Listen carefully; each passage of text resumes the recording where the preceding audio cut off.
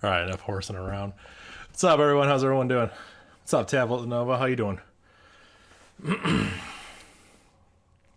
Dark Space, I love your message. It's such a classic Konami code. Up, up, down, down, left, right, B, A, star, T.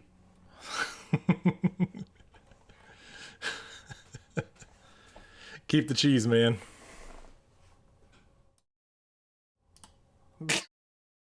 Stupid. It's so dumb. Oh, man. But yeah, if you're in the Twitch chat, we have a bot now. So when people ask, like, oh, do you have a YouTube? You can just do bang YouTube, and it should link them there. I don't know if the bot works in the YouTube chat. We're going to find out. You ready? Nope. I don't think that bot's listening over there. I think it's just for Twitch. Oh, what? It just What? I did bing YouTube on the YouTube chat. It just says Botrix has correctly joined the channel. Awesome. I'm so glad it correctly was able to join. Sick, Botrix. That's awesome.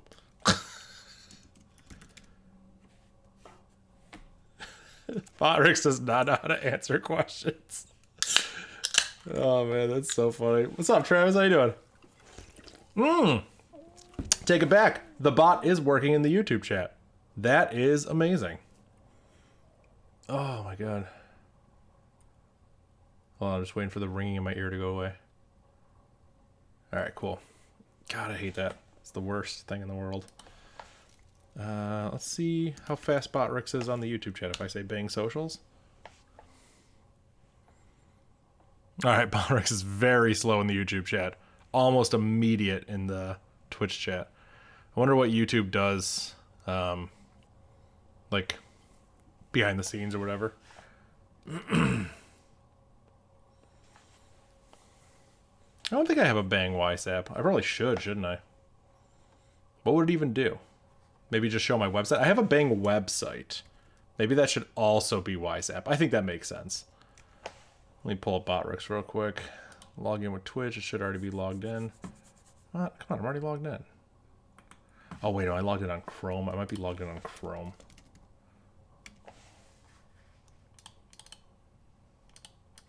I just loaded my chat widget. Cool. Right, Twitch is logged in on Chrome.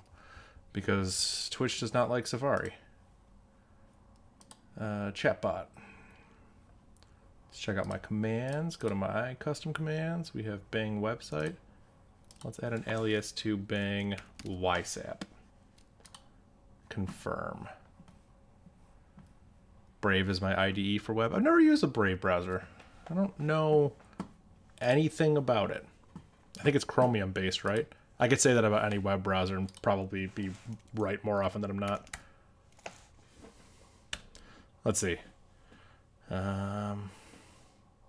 We'll see if Bang WiseApp works, because I added it as an alias, so we'll see if that actually happens.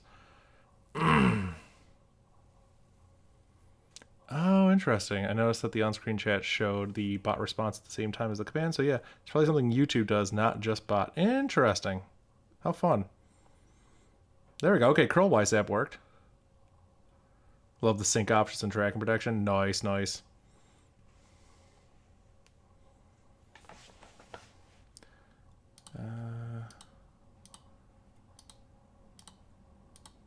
Cool, let's go ahead and end our YouTube poll. Cool, I just want to let you guys, if you're watching on Twitch, you missed out on a YouTube poll. I asked Vim or Emacs. The choices were yes, no, or a frog emoji.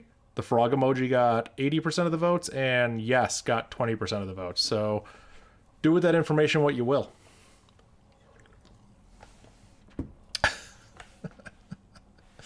Oh, man. All right. So I'll probably get started in like a minute here. Everyone excited? We have 6 more days left of Advent of Code 2025. I might want to go through and do the other years. I probably will, because they all seem like they're a ton of fun. But for now, let's just knock out 2020. Did I say 2025? I think I meant 2024. I don't remember what I said. But yeah, we're doing Advent of Code 2024. We have 6 days left. 20, 21, 22, 23, 24, 25. Yeah, so that's pretty fun.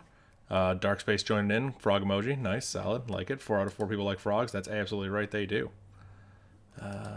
So where are we? Let's get some of this pulled up. Actually, let me mess with my layout real quick. Let me turn off the web browser. I'm going to full screen OBS real quick. I just need to see something. Yeah, there's all this dead space down here.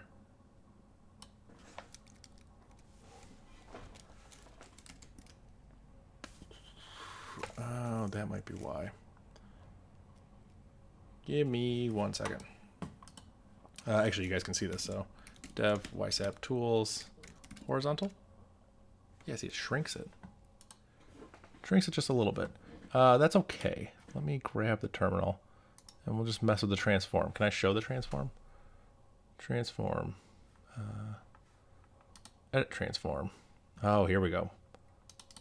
Oh, perfect. I can just nudge it a little bit. Yeah, let's just nudge that terminal down just ever so slightly. Well, resize. Let's see.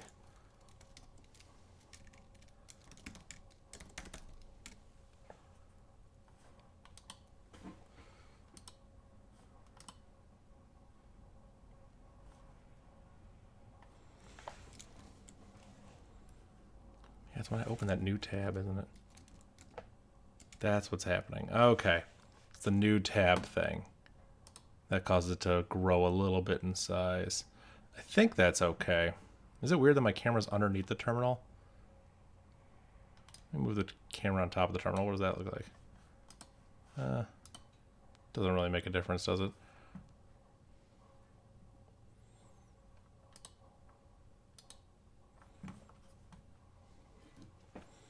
It's a little scuffed of a layout, but it works. We're fine. I kind of like it down here, to be honest.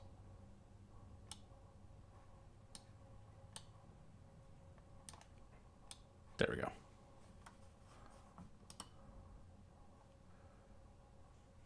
Cool. Yeah, I think that's good. I'm gonna stop messing with my layout because I don't really know what I'm doing. Cool. Are we ready to get started? Awesome. Oh yeah, what's up, Bad Cop? How you doing? What's up, gamer? I started saying gamer ironically years ago, and I just can't stop, dude. I call everyone gamer. It's so insane. 2020 is over, by the way. You can stop advent of code. Honestly, real. Like, that's it, guys. We tried our best. We got to the end of the year, regardless of if we did the puzzle or not. Like, I think we're done, right? It's too late to save Christmas. Yeah. The chief historian, man, that dude's gone. Like, forget it, man. It's over. We're over that now. For real, though. That's so true. Oh, Bad Cop, would you like to vote? On YouTube, I made a poll in the chat. The poll was... I love voting. Heck yeah. Can I make a poll in Twitch chat? Twitch doesn't have polls, does it? I don't think it does. I can't make one. I'll just give you the quick poll. Oh, it does? It does? Oh, yeah. You know what? I believe you, but also, like, part of me wonders if you're just lying to get me to look around. No, you're lying. /poll. Why is everything... Oh, my God, it really is. Oh, okay. Oh, my God, this is awesome. Okay. I'll do the exact same poll on Twitch that I did on YouTube.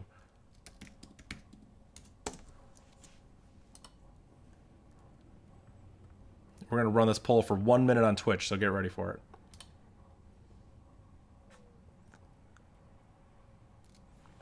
Some bash that combines the polls. I should do that. Wow, the fact that, like, Twitch chat is basically just IRC with these commands, it sounds fake. It sounds like that just can't be the case. Why do I have the option to report the poll? Why do I have the option to do that? I guess could I have people in my community make a poll? Maybe that would make sense. Oh yeah, we got the piano up. Give you guys some polling music. Although the piano's cursed. Every time I play the piano, we do poorly in the puzzles, right?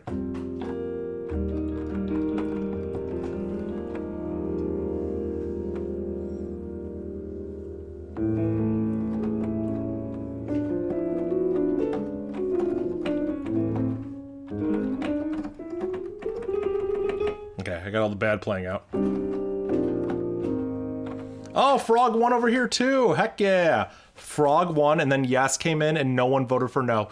It's tied. You guys are tied. YouTube and Twitch, you guys are there. That's beautiful. That's beautiful. You guys understand. Good job, Frog. Yes, I use Vim or Emacs. You understood the question. Yes. Okay, so yeah, if a mod could make a poll, then I could totally understand giving me, the owner of the channel, the ability to report it. I could understand that. Frog and no are basically the same answer. Ooh, wow. Okay, so we interpreted this way differently. Frog is just an immediate positive reinforcement of whatever was asked. So Vim or Emacs, I interpreted Frog as positive.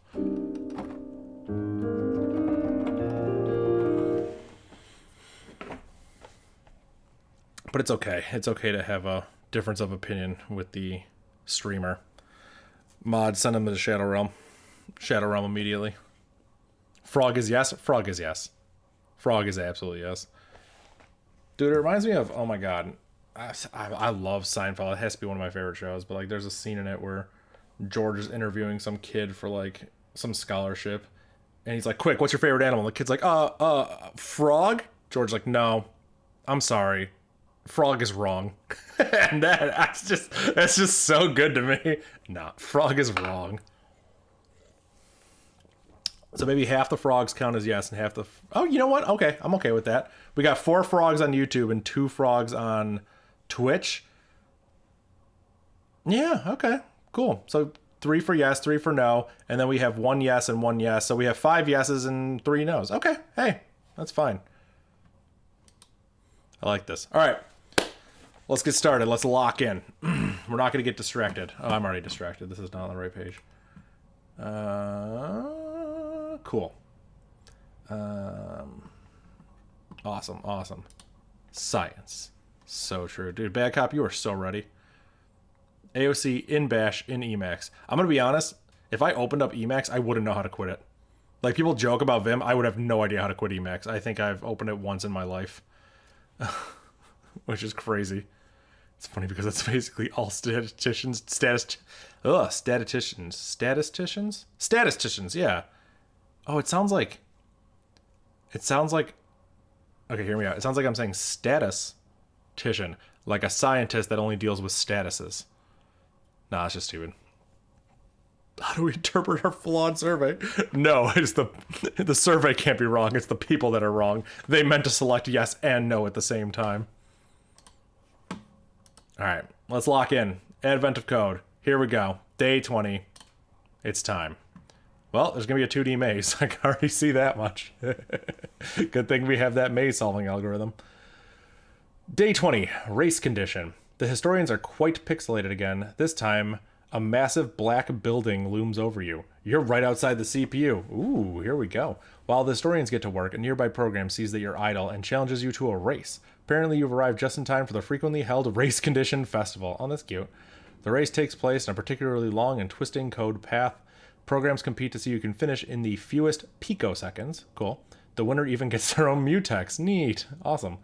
They hand you a map of the racetrack. Your puzzle input, for example, this. Okay. The map consists of track. Okay, so period is the track, including the start, S, E for end, and walls as a hash mark. Okay, fine. Like, we know all this. Cool. When a program runs to the racetrack, it starts at the start position. Then it is allowed to move up, down, left, or right. Each such move takes 1 picosecond. Okay, cool. The goal is to reach the end position as quickly as possible. In this example racetrack, the fastest time is 84 picoseconds. Okay, so this is just like solve the maze and get there as quick as possible. Nice, easy. Because there's only one single path from the start to... Hold on. There's only one single path? Oh, yeah, look at this. Oh, my God. This isn't even like... I mean, like, we're going to have to solve the maze, but we're just going to have to figure out the direction. There's no actual, like, solving here. Oh, so... okay, I'm thinking ahead. Our algorithm is bread first? Yeah, we're going bread first. We're trying to find bread for Bash Cop. When we find her bread, the problem is that if there's only one path, we don't need that. We can just do depth first because we'll just automatically get on the right path. Yeah, I'm looking at this example. There literally is only... I'm just snaking around it. There's only one path. Okay, cool. Easy. Because there is a single path from the start to the end and the programs all go the same speed, The races used to be pretty boring. Well, yeah, I'd imagine. To make things more interesting, they introduced a new rule of races. Programs are allowed to cheat. Sick. That's awesome. The rules for cheating are very strict. The rules for cheating. The rules for cheating. All right. Exactly once during a race, a program may disable collision for up to 2 picoseconds. Interesting. I'm scared. This allows the program to pass through walls as if they were regular track. At the end of the cheat, the program must be back on normal track again, otherwise it will receive a seg fault and get disqualified. Okay, cool. Program could complete the course in 72 picoseconds, saving 12 picoseconds. Oh, because the original fastest one was 84. Okay. By cheating for the 2 moves marked 1 and 2. Okay, so the moves are down here. If we go up here, okay, it's a wall and a track. So I'm assuming the wall is 1 and they step through it. So this is the first step and this is the second step. So they've just, they skipped over this much track. Okay. And the amount they skipped over, 1, 2, 3, 4, 5, 6, 7, 8, 9, 10, 11, 12, 13, 14, 15. This saves 12 picoseconds. Oh, I guess because it technically still has to walk through here. So it's 3, I counted 15, the 3, subtract the 2, you get 12. So they skip 12 blocks. Okay, cool. This all makes sense. Or a program could complete the course in 64 picoseconds, saving 20 by cheating the 2 moves marked 1 and 2. Okay, cool. This cheat saves 38. Awesome. So we just have 1 and 2. The place that we started, and 2 is the wall that we are colliding through. Or not colliding through, actually. Each cheat has a distinct start position, right? The place that we're starting. The position where the cheat is activated just before the first move that is allowed to go through walls. Right, so yeah, in these examples, 1... where's that first example? 1 is... Wait, no. Hold on. 1 is a wall. Okay, so in these examples, 1 is the wall and 2 is the final place that it ends up? She's a distinct start position. The position where the cheat is activated. Where is it activated? In the wall? That wouldn't make sense. It would have to be activated before the wall. Just before the first move that is allowed to go through walls. And an end position. Cheats are uniquely identified by their start position and end position. So, okay, if I'm reading this correctly, then what they're showing me here in the examples, this is not the start and end position. 2 is the end position, but the start position would actually be here, if I'm reading this correctly. This is the wall that it glossed over. So if this is the start position and this is the end position, that's how you would uniquely identify the cheat, by this coordinate and this coordinate. The problem is, I don't think this uniquely identifies a cheat, because, like... I could imagine a start position and end position that you could clip through 2 different walls to get there. Like, okay, like picture a diagonal. If you have like a thing here, and above it is a wall, and like over here is a wall. Like if you go like this, down to the right, you've gone through a wall. And if you go here, right and then down, you go through a wall. So you went through 2 different walls, but the cheat would technically be the same because the start and end position is the same. It's like you're clipping through diagonally. I don't know. I'd have to... I might be misunderstanding this, but I'm going to go with what I think is it. The start, because they use numbers here to illustrate it, but they never explicitly said anything about these numbers that would lead me to believe the start and the end position. They're just describing right here. Each cheat has a distinct start position, the position where the cheat is activated just before the first move that is allowed to go through walls, and an end position. This I would take to be where you ended up after you went through the wall. So the wall itself is not considered in the unique identifier for the cheat. So if we had 2 walls that we could clip through that were at the same start position, at the same end position, I guess they'd finish the race at the same time, and we would just count that as one cheat. So whether they went, right and then down, or they went down and then right, like, it doesn't matter. That's how I'm interpreting this. I don't know if that's correct. We'll see. In this example, the total number of cheats grouped by the amount of time they save are as follows. Okay. There are 14 cheats that save 2. There are 14. Okay. You aren't sure what the conditions of the racetrack will be like. So to give yourself as many options as possible, you'll need a list of the best cheats. How many cheats would save you at least 100 picoseconds? Okay. So we have to take the maze input, solve it, figure out how many picoseconds it took, or how many steps we took, because one step is 1 picosecond, and we're not going to be like backtracking or anything. Find that out, subtract 100 from it, and then find all of the solutions that are equal to that or less. Okay. I at least have a starting point for this. Yeah, I guess let's pop open the terminal. Let's get started. Where are we? Day 19. Cool. Make dir day 20. Dark space. I'm interested to see like what your joke's about now. I'm interested to see how it comes up. All right, so we're in day 20. Example input.text. I'm gonna grab this from the website. This is just the maze they gave us as an example. Easy peasy. Where did we solve a maze? The reindeer one, right? Was that day 18? I think it was. I'll go steal that from day 18. The real input, I will not share that. The real puzzle input, of course, is gigantic. As always. Okay. I think it's day 21. Oh, okay. Well, I'm still excited. Because I'm going to get there. I'm going through all these. Okay. Let's remember where we solved a maze. I think it was day 18. Yes, it was. So we have our maze solving algorithm that we use BFS to solve. So what I will do is I will vim day 20 part 1, day 18 part 1. Cool, and we will just steal some of this stuff from it. So we'll steal the grid create. I'll just, what am I doing? Why don't we just take it all, huh? Day 18 part 1. Let's move that to day 20 part 1. Cool. Now we're in day 20 part 1. Let's go through and clean this up. We make our grid. We have a print grid. That's awesome. Initialize the grid is all free. This is not right.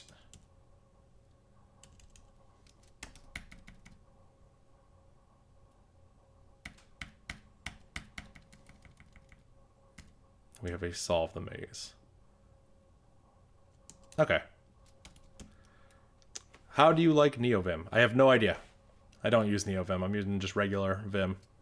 So I can't really speak to NeoVim. Let's read the maze.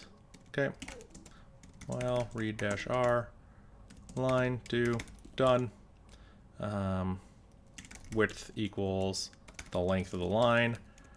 Height equals 0 all the way at the bottom here. Height plus plus. We've written this 8,000 times. For x equals 0, x less than the width of the line. Oh no, just width. Yeah. X plus plus. Do. Done. Key equals x comma height. And then we can say grid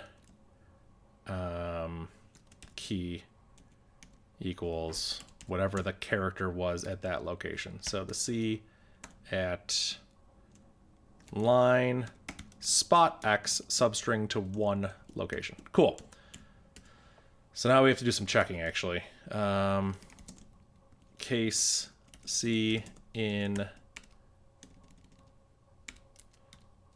dot. If it's a dot, then we do nothing. If it's a wall, then we do nothing. If it's the capital letter S, then we mark the start location as the key, and we set the key equal to a free space, because our start location is technically a free space. Oh, hey, what's up, Ash? How you doing? And if this is a capital E, then this is our end location. I'm not going to bother putting error checking around this because, or input validation, because the mazes that Eric creates are always seem to be valid. Like, this is not a puzzle on trip you up with invalid input. It's a brain puzzle, which is a lot of fun. Cool. So now that we're here, we can say echo maze is width by height. Echo start location equals start loc, and end location equals end loc, and then we'll print the grid, and then we'll call exit. This is just to make sure that we have read everything in correctly. Oh my god, you guys in the emotes. How do you guys like the emotes? Are they cool? I hope they're cool. I'm new to this like whole Twitch thing, so hopefully this is exciting for you all. Part 1, read in from example input. And cool. Maze is 15 by 15. Start location is 1, 3. And the end location is 5, 7. I mean, that's probably right? Yeah, that looks good. You know what we could do? I've been thinking about doing this for a while. And I just haven't. In our print grid function, we can do something like amazing that I hadn't thought of. And I don't know why I hadn't thought of them. But we can use colors. Like, we could say like, I don't know, red equals tput set AF1. And then reset equals tput SGR0. And then we can do something like this, like if C equals a wall, then C equals red, the wall character. Yeah, and then reset. We could do something like that. So then when we print this actual maze, like, I mean, I don't know if that's like cool or not, but like we could make the maze a little bit nicer.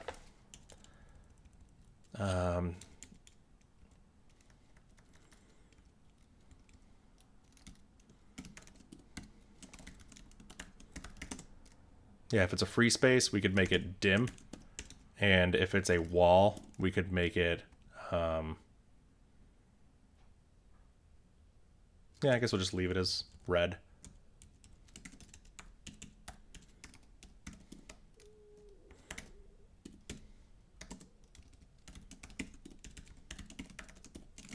We could literally do this. Amazing. That's so true. Like, we could do this. I guess it doesn't make sense to make it dim if we just did, yeah, I don't know. I don't know if that's helpful or not. Yeah, the dim doesn't make any sense if we're not printing a character there.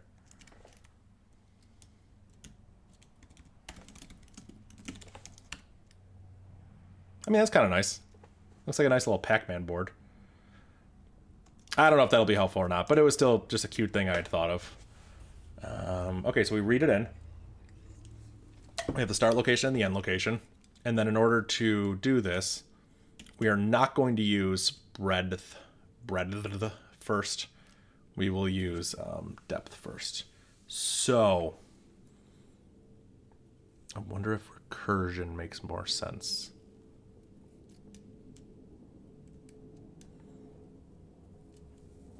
Or when we pop off the queue, we pop it off at 0.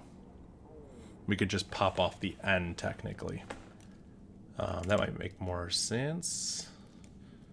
Let me figure out how this works. If I have an array in bash, and then we, you know, plus equal foo bar. That doesn't work. Array equals foo bar baz. Howdy, bashers. Yo, what's up, Matt? How you doing, man? If I take the array at -1, this should be baz. Okay. If we unset, let's see.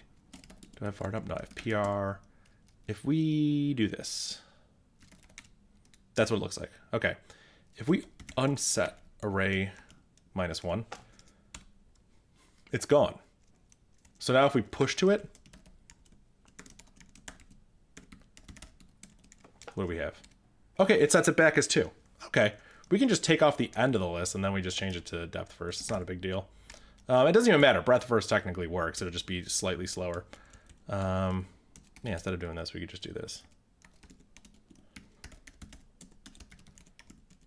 There we go. So now we're going to solve the maze.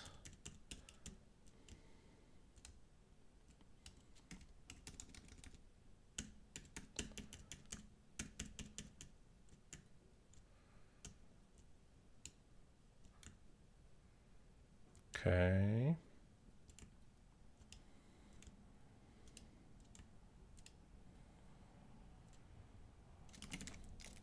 I think we can just run this against the input and let's see what happens.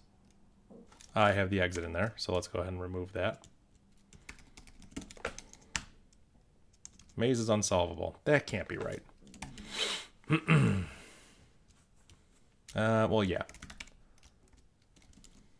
It's because we keep passing along the steps.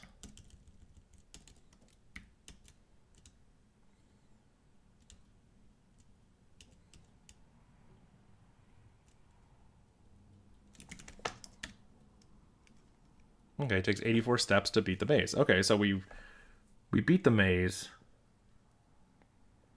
Cool. So we can solve the maze. And we can tell you that it takes 84 steps to beat it. And that sounds right, because if you look at this, the fastest time is 84 picoseconds. So we nailed it. Cool. That's not the question, is it? Oh, man. The question is, we have to go through and create the cheats now. So how are we going to cheat? Let me think about a couple solutions to this. I have a lot of ideas. So, well, look at this. If we want to cheat, like, for example, we want to cheat through this wall. We would start here, and we would end here. And this is important, because this is our unique key, our start and our end. And if we were to do this, we were to skip all this stuff. We would skip those 5 steps.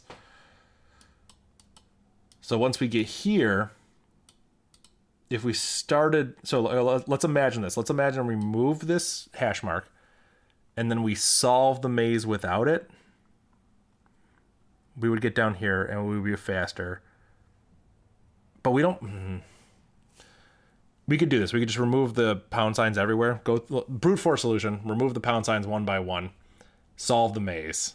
And then figure out which one is... Figure out the time it took. And then filter out for the ones that are less than 100 smaller than the solution. So real quick. Let's run this against the real input. Okay. So the real input took 9464 to solve. So we want to find things that are 100 picoseconds left. We'd have to go through and solve every possible one until we got 9364. The nice thing is we can stop solving it. Once we hit 9364, we can stop solving it because we know, like, hey, like, you failed. You're not fast enough. But that's not going to be fast enough. It took a little bit to solve it. We could brute force it. I don't think that's what I want to do because I have a couple ideas. Okay. So the first thing is, here's my first idea. If we were to skip this area right here, we know that we skipped all these steps. We need to be able to calculate the number of steps we skipped. And this is going to sound crazy, but I know how to do this. And the reason I know how to do this is because of my childhood. This sounds insane. There's only one path through this maze. It's not even really a maze, it's a trail. When I was growing up, there was a trail by my house, and it was paved and you could walk it. And there were mile markers, but it was also through the woods. So the cool part is, if you were to go through the woods, you'd go off the trail, but then you'd hop back on the trail, and you could look at the mile marker and see how much of the trail you skip by going through the woods. If we put mile markers on every single step here, because what I was saying at first is like, this takes 1 second, this takes 2 seconds, this takes 3 seconds. Put little mile markers there. We know how long the normal path takes. So then if we jump through, like if we're at, 171 and we end up jumping through the wall here and we get back to 84, we went backwards. If we're at mile marker 171 and we got to 84, we went backwards. So there's no way that will be faster. But if we were at mile marker, 50 and we jump on over here to mile marker 151, then we know that we just shaved off 101 miles. So it's faster. So I think this is the way we need to do it. So what I'll do is, in the old code, we kept track of how many steps we took, and I think that's what we're going to do here, but we can cheat. So the way we can cheat is that we already have this data structure. We already have this data structure called visited, where we just store a Boolean, have we visited here or not? That's all we do. We don't need to store a Boolean now. I think we literally just set it to a flag. We just need to store the number of steps in that we are, which is right here.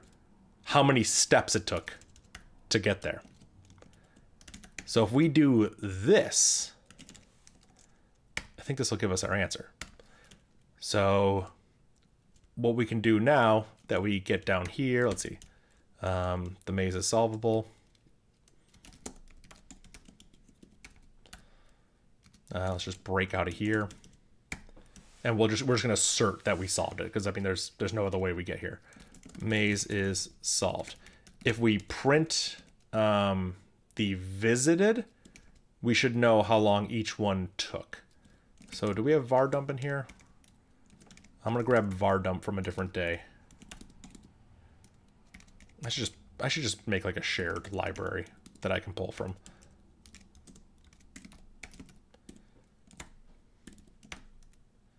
Var dump visited.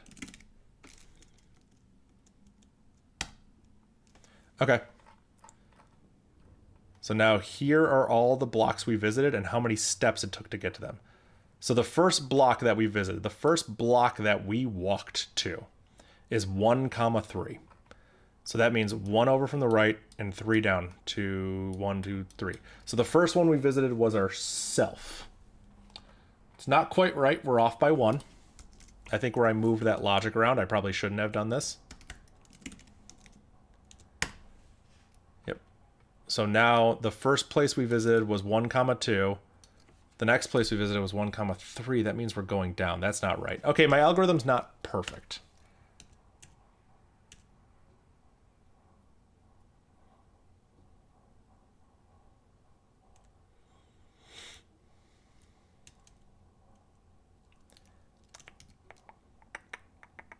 I know why.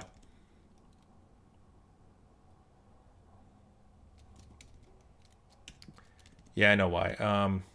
It's not just if it's set. We also need to check that it's lower because that's what's going to determine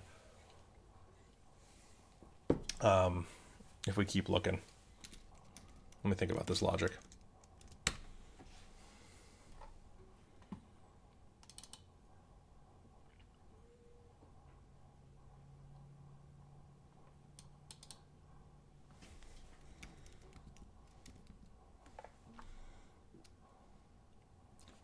Yeah, 1, 1 took 3 steps. 1, 3 took 2 steps. Yes, that's wrong. It should be 0. Yes, this algorithm's not perfect. I don't understand why it's not perfect because it shouldn't ever be allowed to backtrack. Maybe we just leave it as breadth. It shouldn't matter. It shouldn't matter which order we go in. Yeah, it should not make a difference what order we go in. Just set 0 to start key. Maybe.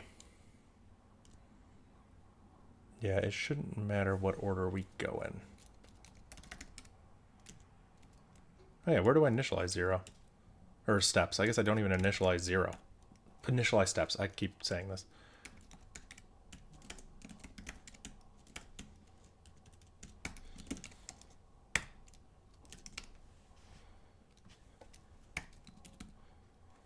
Yeah, 1, 3 is spot 0. That's correct. 1, 2.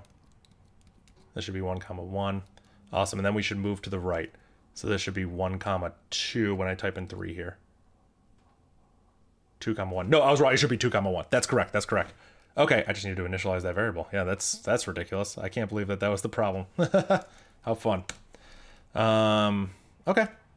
So now we have a list of all the places we visited, all the single coordinates we visited, and we know the numbers. Oh my god, this is going to be easy. I gotta stop saying that. Each shortcut is determined by its start position and its end position. So the wall doesn't matter. It's where we started and where we ended, and we know we have a point value for each one of those points, so we can just literally take the difference. So we just need to calculate now every possible shortcut we could take. How do we enumerate the shortcuts? Well, the shortcuts are the pound signs, and the pound signs need to have periods in their... Yeah, let me think about this. The pound signs need to have periods in at least 2 of their cardinal directions, and we'll try jumping through them. Okay. Yeah, all we have to do is enumerate all the possible shortcuts. So let's think about this.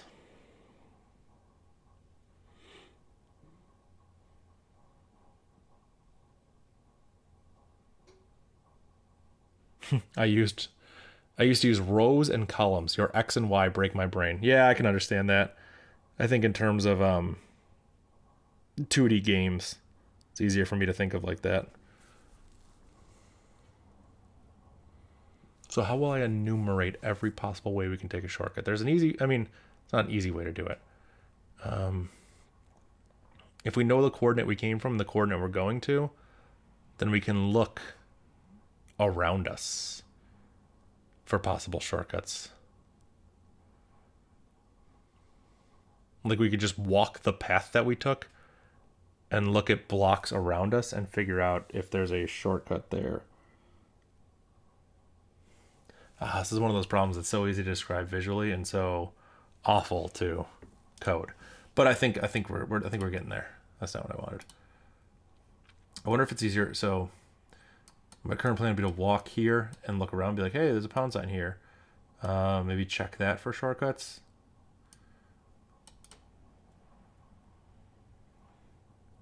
No, I think it'd be easier to loop over every pound sign. We just loop over the map, find a pound sign, and then look for all the combinations of points around it. Ah, this sucks. How do I do this? If you're here, because there is a shortcut here, a shortcut here.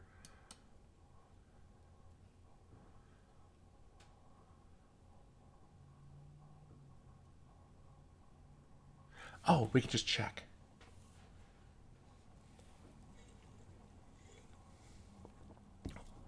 We can just check. Okay. I think well, we're just gonna start coding it.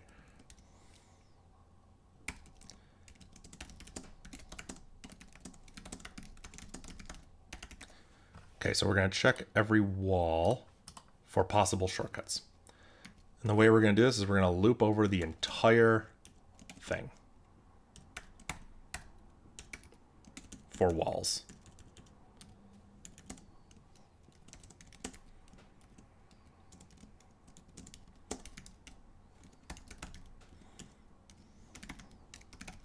Okay, so now we're here. We are looking at a wall.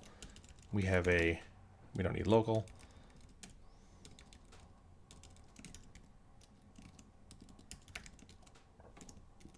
Key is our x comma y.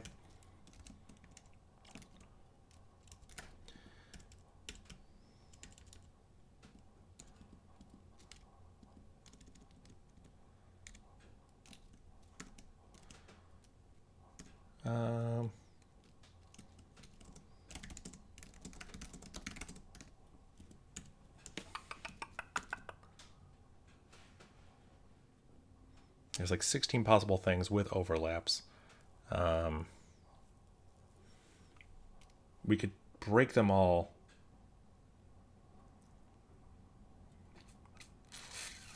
I'm thinking about just breaking them all down, like unrolling whatever for loop would cause us to do this, because we just need to check them in possible directions. Yeah, I think we're gonna do it that way. So the way we'll do that is we'll say next x equals x1. This will be the starting x and the end x.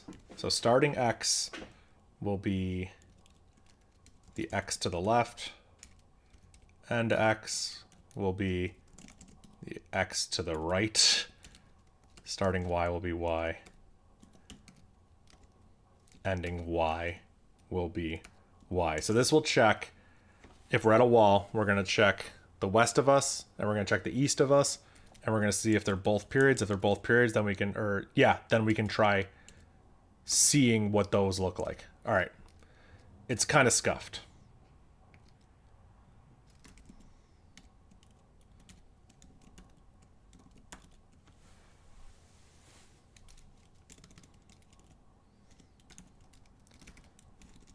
By using the visited score. SX, SY,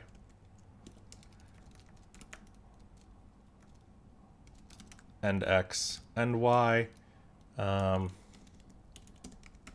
N num1, and dash N num2, or continue. They both have to be set. Now we need to check the difference. If num2 is greater than num1,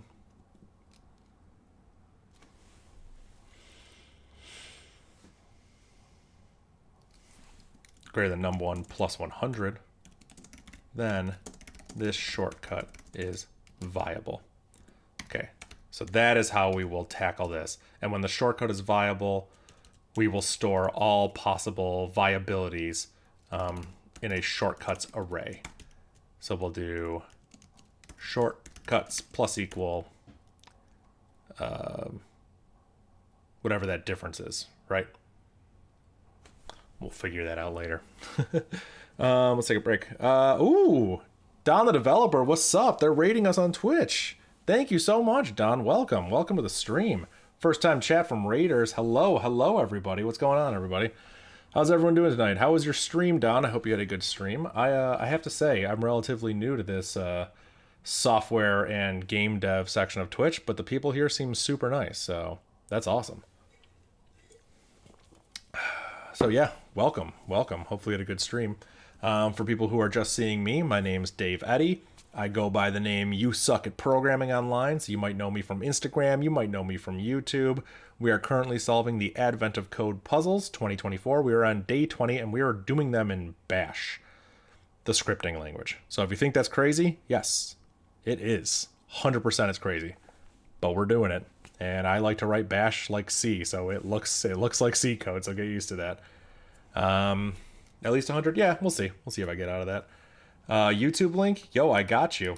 Ash, I don't know if you know this. Check this out, Ash. Ash is one of my mods. I added a bot. So you want the YouTube link? Bam. There you go. Check it out. Bot has just been set up today. So that's awesome. No problem. Stream was great. Always love a high standard for programming. I'm going to grab something to eat. Have a good stream. Yo, thank you so much. Thank you for the raid. Thank you for stopping in. Yeah, take care. Have a good night. Go enjoy your meal. Ah, man. Yes, thank you, Dark Space. I should put something there, too, when I get rated. No hints, please. No hints. I don't mind if you, like, someone last time I was streaming. Was it last night? When did I stream late? 2 nights ago. Last night was my birthday. I got pizza and cake for that.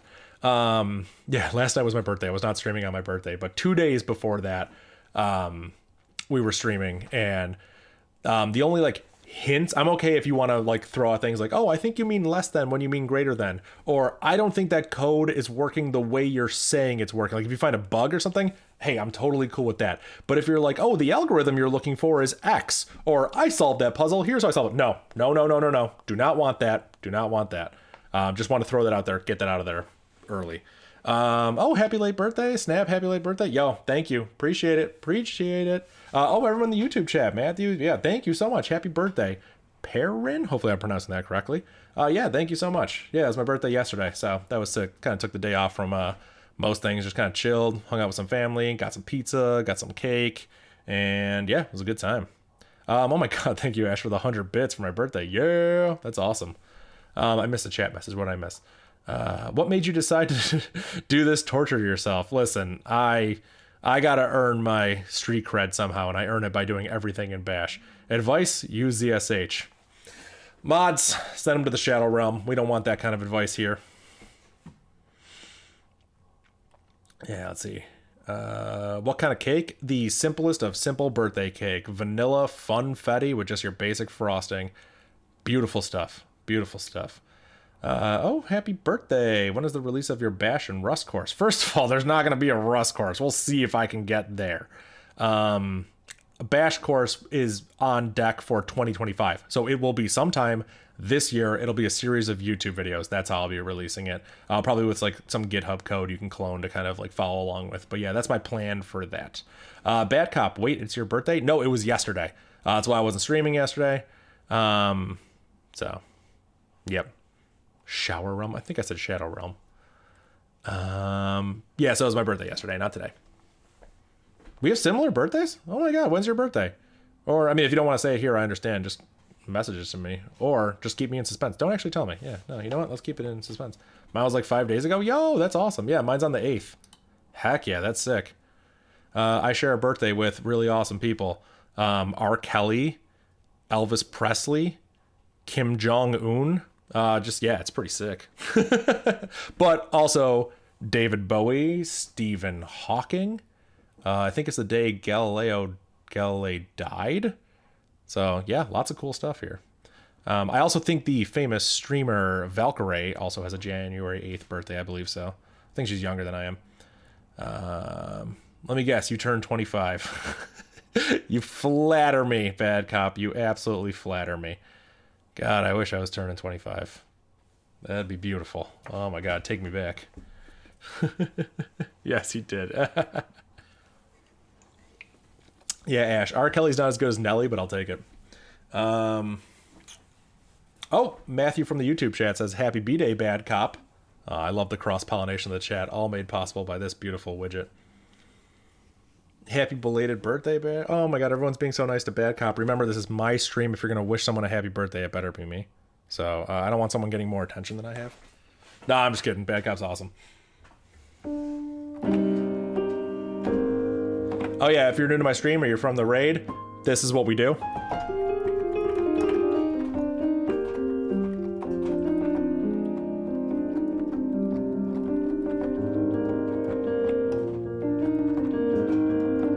What is this? What is a hype train? Sick. We are in a level 1 hype train. Heck yeah. Not the bad luck piano. Oh my God. I know. I'm oh my God. Bad Cop. Thank you so much. Bad Cop subscribed to tier 1. You are incredible. Ash is gifting. Oh my God. Ash, you don't have to pay money to be my mod. I promise.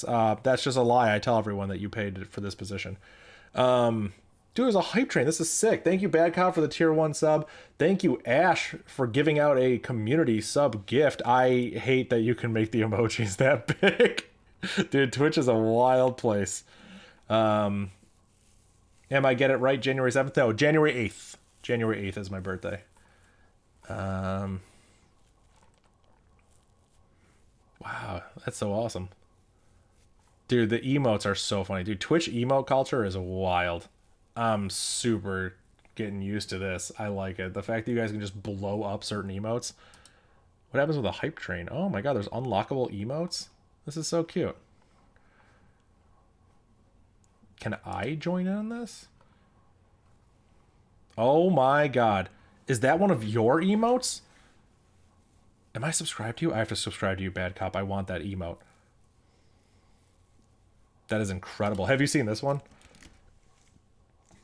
This one just got approved. A little animated emote.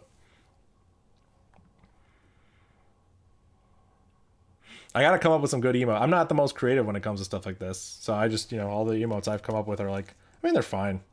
They get the job done. It seems like, yeah, lure them in with the emotes. Emotes are what bring the people. I think that's true. I have to start like commissioning some people for emotes. Because, yeah, that'd be sick. This is a fan favorite. Oh, that's amazing. You're just spinning. That's incredible. Don't make me want to learn what Twitch is. I'm jealous. Listen, I slept on Twitch for a while. I was doing my YouTube streams, and everyone's like, stream on Twitch, stream on Twitch. And I looked it up, and it's like, okay, discoverability is worse. VODs are worse. Scroll back is worse. The user base is smaller. I was like, okay, cool. I'm being sold on this. This is awesome. But the community, the emotes, the wild way it all feels, it's really fun. So like if you're on YouTube, like I love you guys, don't get me wrong, I'm always going to stream on YouTube. It is my primary stream here. But like the Twitch people are just, it's just so much fun. Like it's just a wild community. It's like a party over here. That's a fan favorite. Dude, I love that one. That one is so funny. The handsome filter. It's literally, you go on Snapchat, the filter's called Handsome. It's incredible. I've made so many videos with it. It is just beautiful. Oh my God. Thank you, Ash, for the 100 bits again. Oh my God. I feel like I got to do something to celebrate. You guys came here for coding, but now I feel like, we're getting sidetracked, so hopefully you're all okay with that.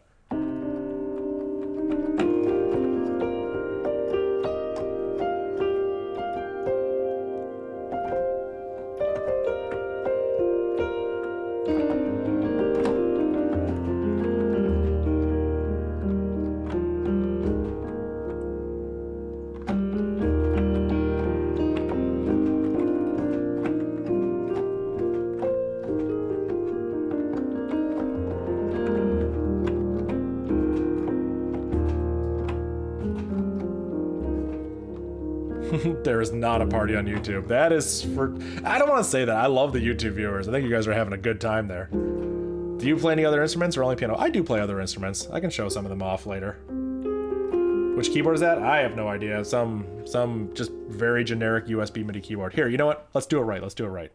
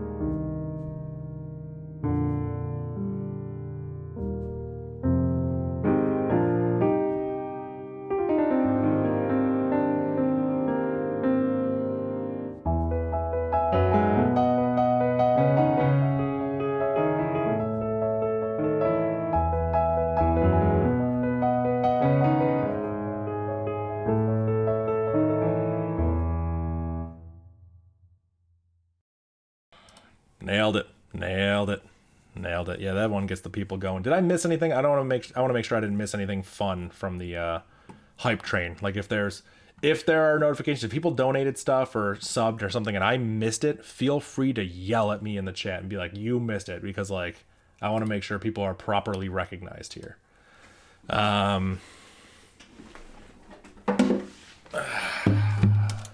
Yeah. I mean, we do it up here, so I'm not that great at guitar.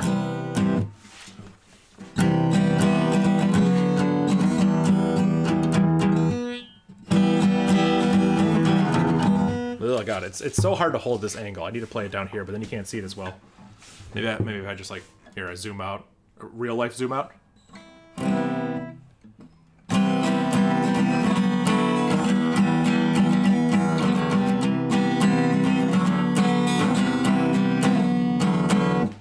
That's that outro sounded like the OP from The Office. The OP from The Office. I know what The Office is. I don't know what the OP is. What am I missing there? Oh, the theme song, right? Yeah. Oh, I can kind of hear that actually. No, this was just some Silent Hill. I think it's, was it the theme of Laura from Silent Hill 2?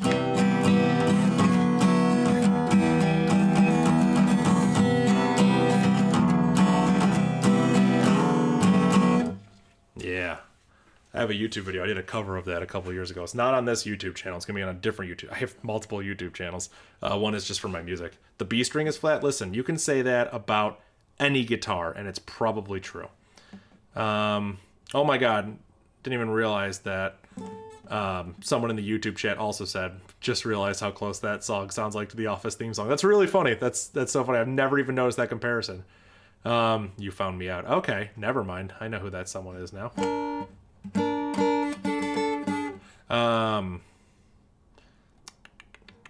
What am I looking at? How do I find you on Twitch? Love the music. You just have to go to my Twitch account, which I don't know if I've put anywhere. Give me a second. I think my bot will respond if I do this.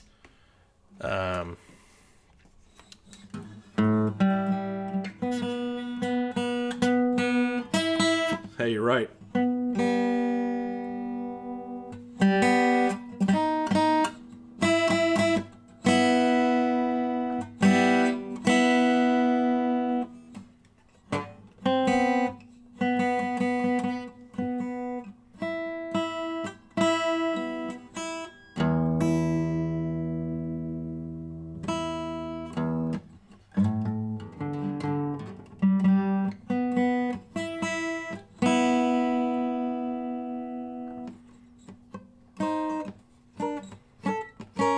What was I just playing before?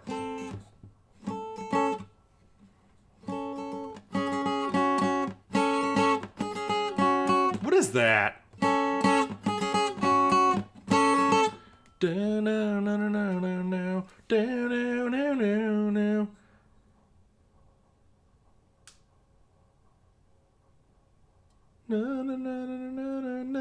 I wanna be irreplaceable. What song is that? I wanna be functional.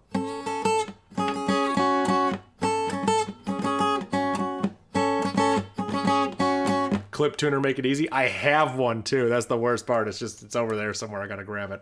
What is that song? I know it. Tiger Lou. It's Tiger Lou. I don't remember the name of the song. You are killing me. Why? What did I do? Let's see.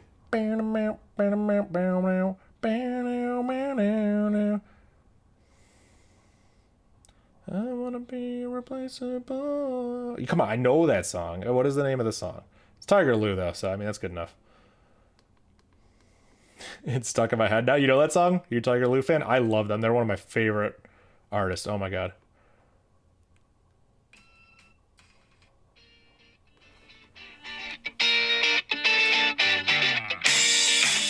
I accidentally stumbled out of that song. That's so funny. Oh, they're so good. Oh, Tiger Lou is one of my favorite bands. Oh my god. In 2023 when they came out, was it 2023 when they came out with Axe? Their like latest album after having dropped nothing from the Wound Dresser? Like, oh my god.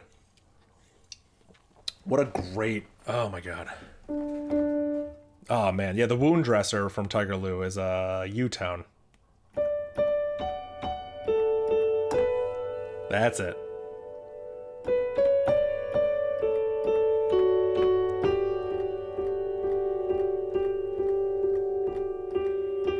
All my life I wanted to run. I can't sing.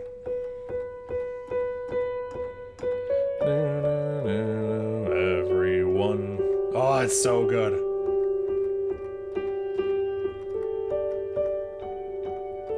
How do you spell the band name? I will show you. Give me a second. I'll just pull them up.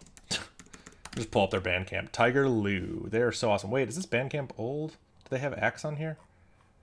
It's so hard to find them. They are such a good band. Let me actually pull up their legitimate social, and then I'll share my screen. I know I'm not sharing it. I wanna be irreplaceable. Do they not have a website? Do they just have like an Instagram with like 2,000 followers? This can't be right. They're not more underground than I realize, right?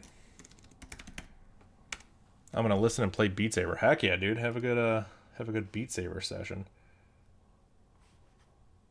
Oh, El Dorado was so good. Here we go. And here's their latest album. I'm gonna share my thing.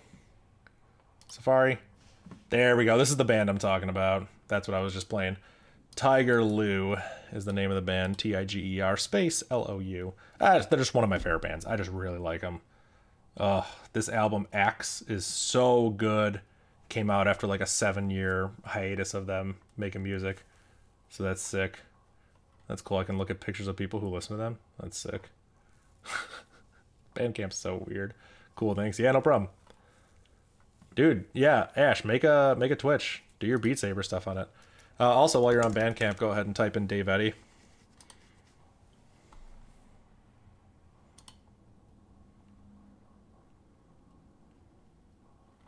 And, go listen to my latest album. Or, you know what? Just go on Spotify and listen to it for free. Is it also free on here? Maybe you have to pay for it. I don't remember. I think I made it free. Yeah, name your price. So, for a few seconds, I heard it reminds me of Dredge. Listen, Dredge is another one of my favorite bands, so it all makes sense, doesn't it? Dredge is, oh my god, they've been teasing new music for so long. If they could just make new music, it'd be amazing. I think I follow like a very limited number of accounts on Instagram, but Dredge is definitely one of them. Oh man, Dredge is so good. Like Same Old Road, that whole era. And then, oh my god, the album that came out in 2011. I can't think of the name of it. The one that starts with da da da doo da da doo da. That one always gets. Oh my god, that Cartoon Showroom. What an amazing song. The other one that's Oh man, what is it? Do do do do do do do do. Yeah, there we go.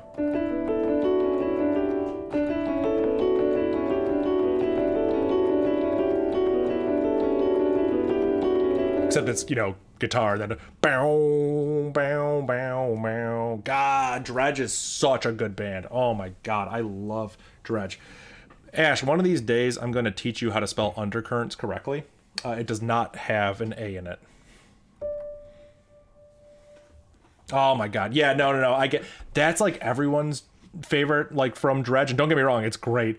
But I've just, oh man, for me, I think it's Same Old Road. And whatever album had that on it, I can't think of what the name of the album is. I have to look it up now. Because luckily I'm a boomer who buys CDs.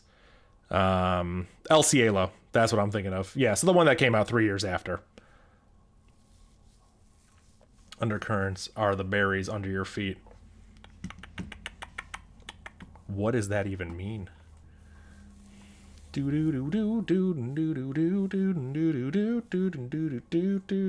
that why you always call it underberries? Oh my God. Okay. Thank you, Scott B. Yes. Okay. It reminds me of food. I also call the song underberries. Okay. That never made sense to me. I always thought you were just stupid. But now I see that you're actually making a very clever pun. I still think you're stupid, Ash. But not for that reason. So you're off the hook. Oh man, let me see if I have it.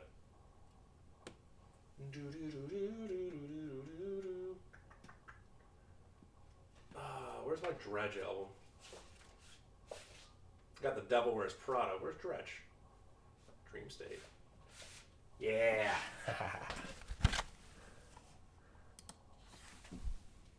Of course. Told you, I still collect CDs, so.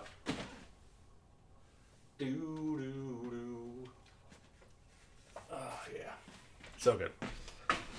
I'm both stupid and punny. Get out of here.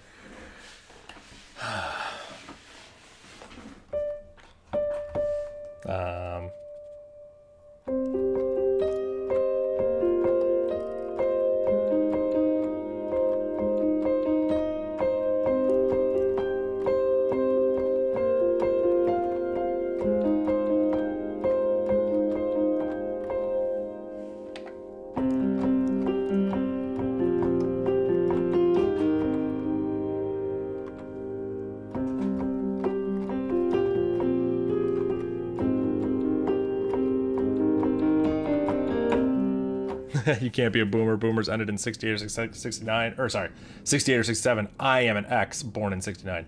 Yeah, I'm a stolen valor boomer. That's what I am. Stolen valor. It's so stupid. Cool. What were we doing? Got totally distracted talking about music. We could talk about music all night. Oh my God. Oh, Dredge is such a good band. Tiger Lou, such a good band. Let's get back into the code, huh? That's what people came to see. All right, so shortcuts plus equal the distance that we shave off? No. Once we get down here, the steps, let's call it distance. That's the distance of the maze after we've solved it once. So now the shortcut is the difference. So let's do this. Diff equals num2 minus num1. Diff less than or equal to 0, meaning it doesn't shave off any time, which is impossible, or it's negative. Then we continue because we don't want to go negatively. If the difference is greater than or equal to 100, then we add that to the list of shortcuts. I think we maybe want to use an associative array here, but we shall see. Andy says, hey man, just stopping to say great series, inspiring me to brush up on my bash. Good stuff. Yo, appreciate it. Thank you for stopping by. Yeah, heck yeah. I love hearing that. That's so cool. You'll need a list of the best cheats. How many cheats would save you at least 100 picoseconds? Oh, okay, cool. So we really just need to increment a counter here. We're just pushing to an array, but we can just count the length of the array then. I don't really care.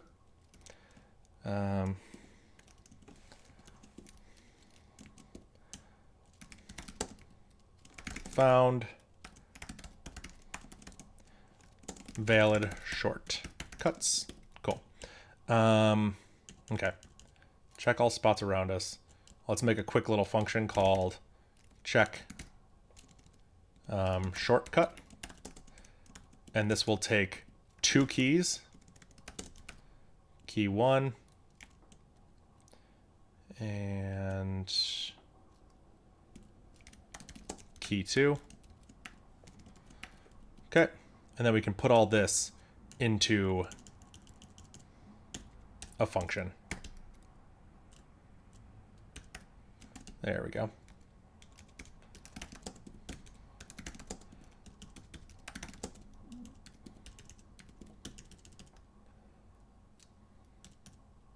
Okay, cool. So now we have that, so we can just do check shortcut sx sy ex ey, and this will check one of the possible shortcuts that we need to check. When I was at my first duty station, we went to a local bar to see a great metal band. This was '88, and I was in Fort Worth, Texas. Can you tell me who the band was? They would be signed by Atlantic in 1990. It's funny, don't get me wrong, someone already got me there in the chat, but the moment I hear Fort Worth, Texas, all I think of is Pantera. Yeah, that's literally what goes through my brain. What's that one song where they literally just yell Fort Worth in it? Like they literally just say Fort Worth, Texas. The Hellbound.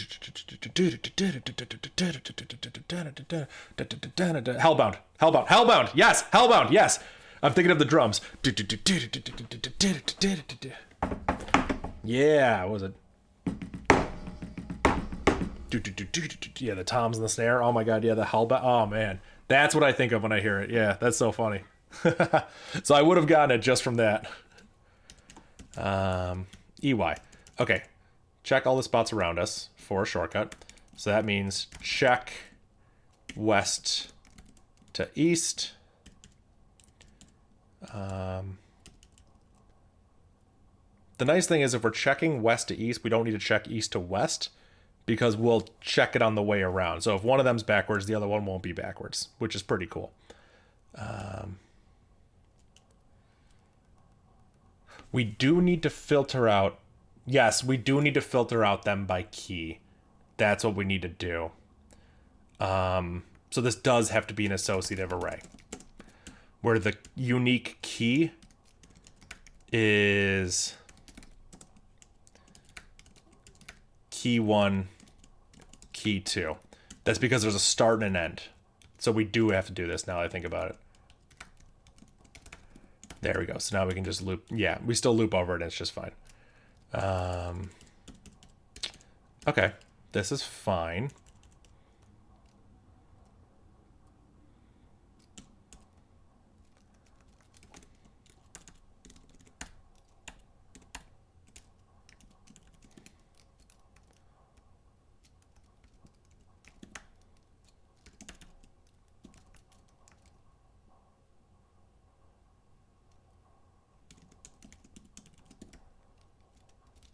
Okay.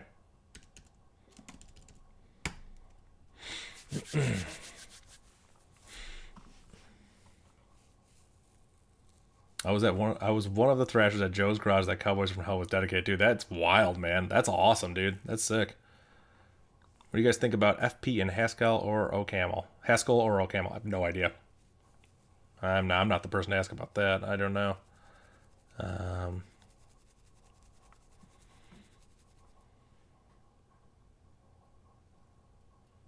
If you like Bash and Dave, you are atomically a badass. Do you mean automatically or did you mean atomically? Yes, do Rust. You can have your cake and eat it too. Yeah, that's right. That's why we're coding Rust here. and totally not Bash, guys. All right. So we checked west to east. Let's check west to... Let's do this. Let's move this up here. Let's check north to west. We'll check all the norths. So in order to check that, this should just be an X. North is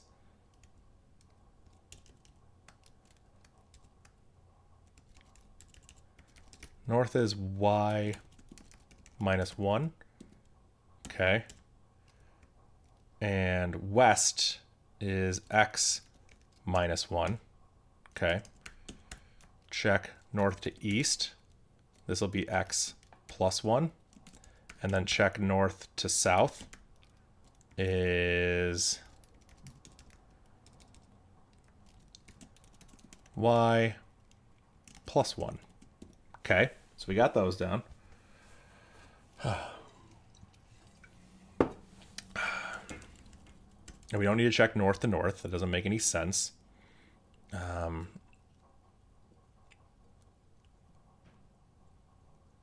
And if we check north to west, this, we just need to check west to east, south to west, and south to east. Okay.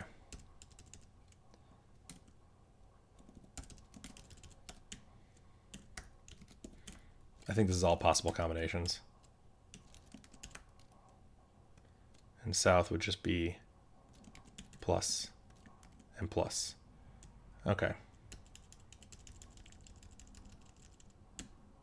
We're not checking the diagonals. We're checking the ways they connect through a wall. So we're looking at a wall and we're looking up, down, left, and right from that wall and then connecting them all. So if we can go up and to the left, we check those two. We check that we can form a shortcut through it, is what I'm trying to say. I think we're okay. Let's just var dump this one.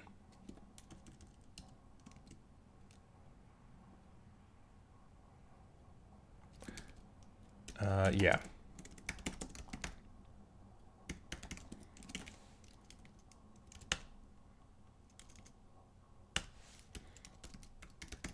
Where do I call continue outside of a loop? Oh, yeah.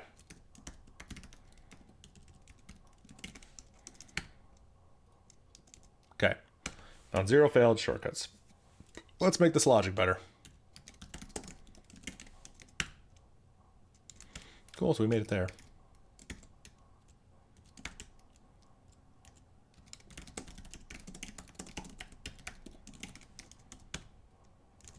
Okay, so we're looping over all the walls that we found. Nice.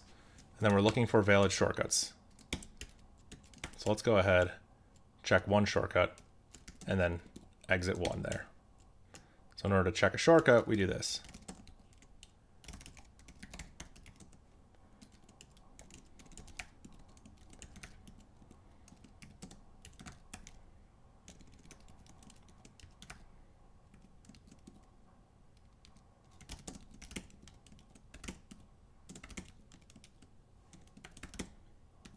Cool. Key 1 equals 0, negative 1. Key 2 equals 0, negative 2. Okay, so that should just fail.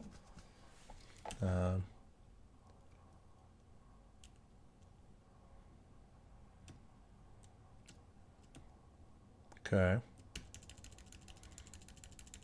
Num1 and num2 should be using... Hold on, I'm still problem solving. I'll get there.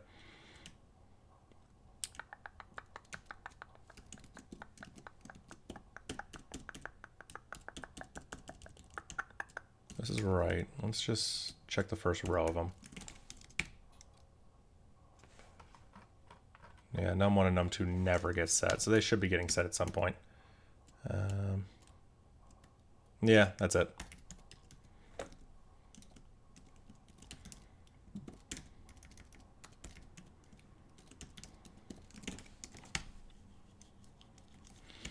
Okay. Still found 0 valid shortcuts, but it looks better.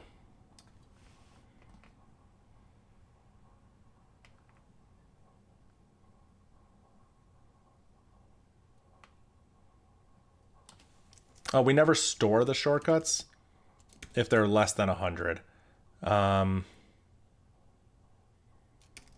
Yeah, let's just store them for now. Then we can filter them out later. Okay. Yeah. So here's what each one stores. So what we can do, we can reverse this. So for key in shortcuts, do done declare dash a output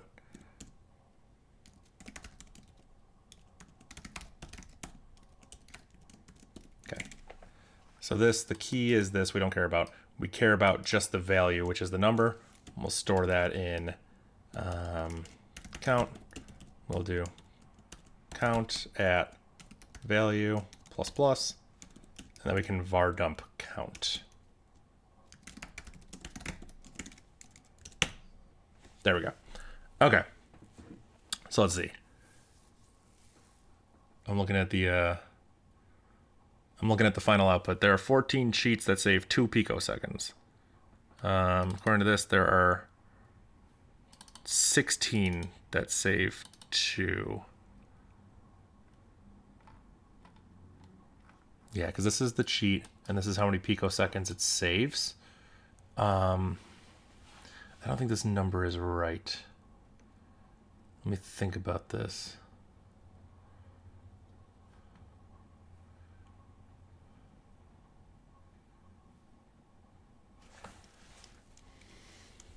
Let me do some braining here. North to west, north to east, north to south, west to east, south to west, southeast. Okay, that's all right.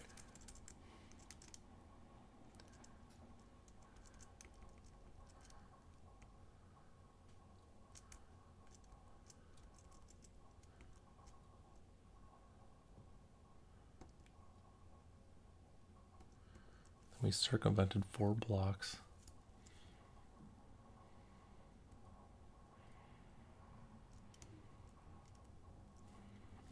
Well, we skipped 4 blocks. Let me think. If we skip some blocks, we still have to go through the wall. So there could be like an off by 1 thing going on here. We'll just keep that in mind for later. This is how many picoseconds they save, and this is how many things could do it. So according to this, there's one cheat that saves 64 picoseconds. We don't even have one that saves 64. Yeah,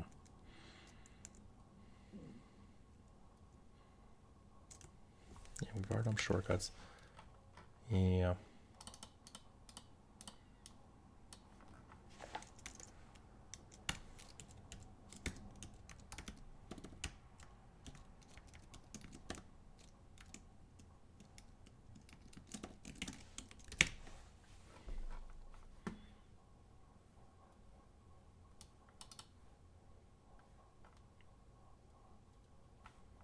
Yeah, these all look fine.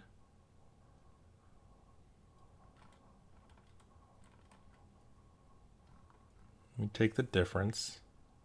Filter out any ones that are below 0, because that would be putting us negatively.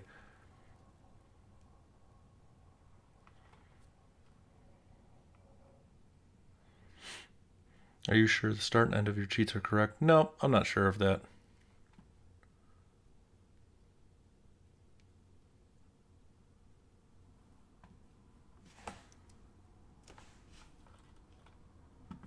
Yeah, why does this one say 40?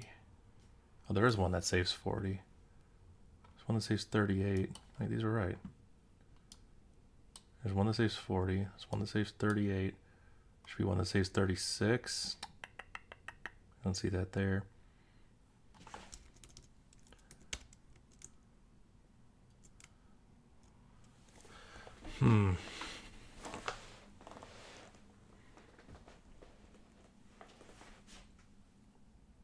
This should work.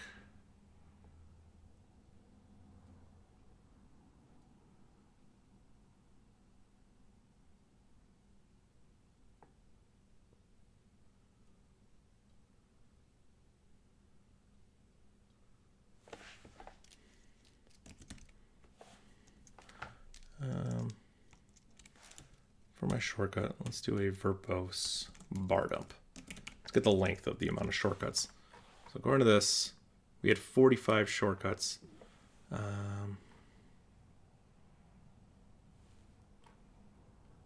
This example doesn't tell us how many there are. We'd have to add it up ourselves. We have 45. Okay, so what it has is 14 sheets plus 14 sheets plus 2 plus 4 plus 2 plus 3 plus 1, 2, 3, 4, 5. 44. Okay. So there's supposed to be 44 viable sheets. We have 45, and our numbers are wrong. Okay.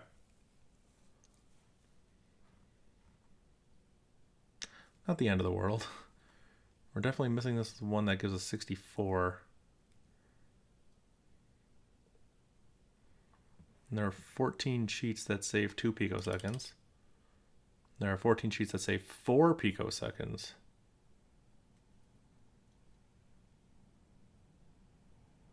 Wait, I think I have it backwards. This is how many picoseconds they save. So this is how many picoseconds they saved. Okay.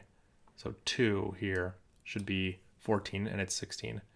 4 here should be 14 and it's 9. Yeah, so things are just off.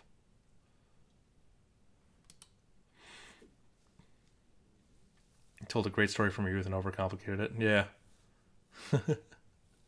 We'll see.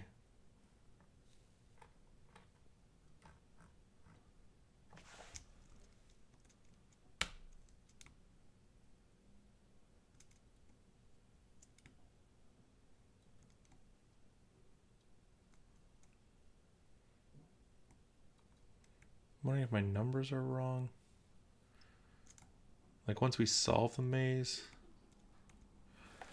I have an idea.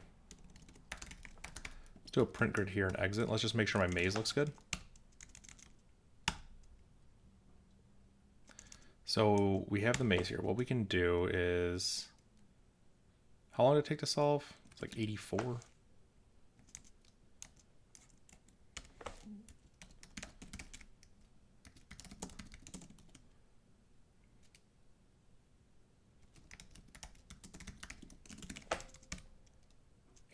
Okay, so what we can do, that's a 2-digit number, is we can do this. Every wall will replace with 2 walls. Every period will replace with 2 periods.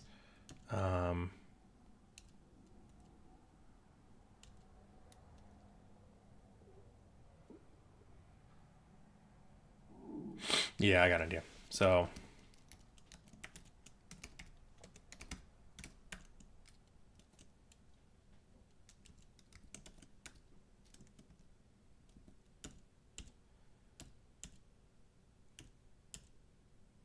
we should need to pad this.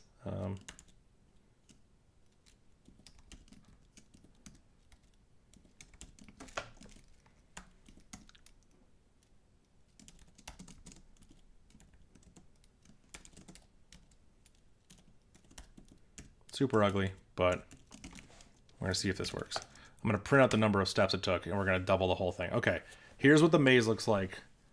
That from boxes task flashbacks. Yeah, it's very similar to the boxes task. We're doubling the maze, and the reason I did this is so I could fit all the numbers in, so we can look at the distance that the mazes actually take out. This is a really cool way of visualizing, isn't it? Wow, that's a neat way of visualizing it. Go me.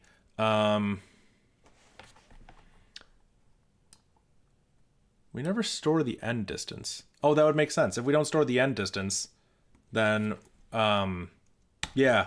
If we don't store the end distance, then we'll never get that one that saved a ton of time. Yeah, because we check if we won before we check if we visited it. So let's swap those around. Yeah, visualizing stuff really does help. Cool, so now we have an end distance of 84. So we know all these beautiful distances. And we're checking all the things. If we go from 4 to 10, we say that we've skipped 6 boxes.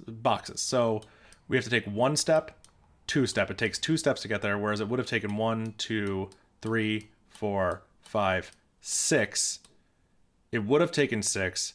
It took us 2. I think we need to add 2 back in because it takes time to actually go through the wall that we clip through. So where we get that difference, I think we need to subtract 2 from it.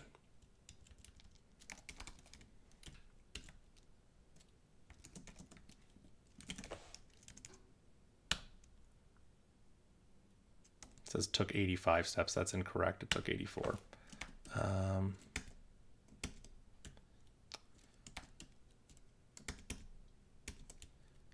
Yeah, let's only do distance plus plus if we haven't won. Took 84 steps. Okay. So now we have that. We try all the shortcuts. We have a length of 29. That's not right. That should be 45. The visualization is neat, but it won't work on the real output because it would be longer than 2 digits. Absolutely. That's correct. 100% it will not work. This is just to get the example working. But yeah, it would totally break. I'd have to figure out the max width of it or come up with characters to represent it or something. So we found 29 valid shortcuts. That is very incorrect. We should be finding 45, which scares me because we had 44 before.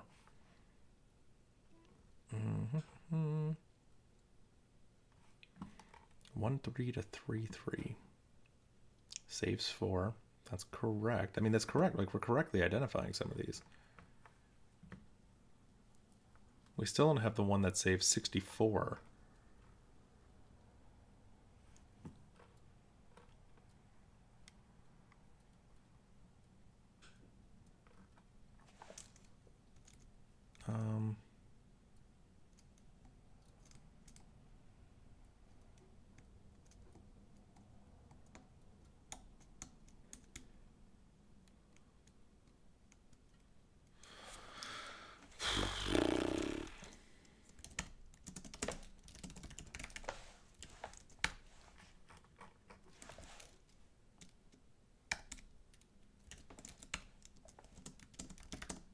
Where is the end location? End location is 5 7.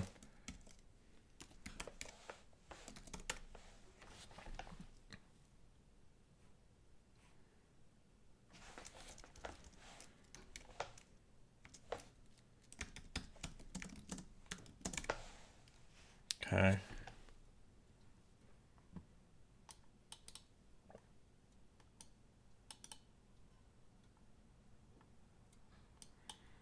Yeah, this one saves so many steps. 84 minus 18. That one saves 64 steps, which is the right thing. That's what we're looking for. Also, when you moved around the code, did it jump from 84 steps to 85? It did, and then I had to move the plus plus. So basically we have to record if we won before we increment the number. So it's 84 now. So yeah, that correctly identifies a shortcut at 64. Let's go ahead and do this. Let's grep for, give me some crazy context around this. For num1 equals 84, num2 equals 18.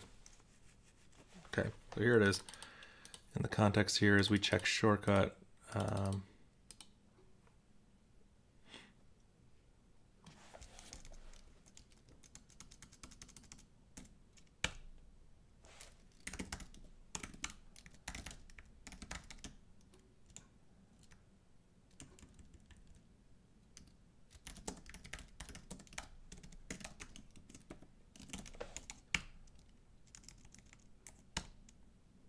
So it did not consider that shortcut to be valid.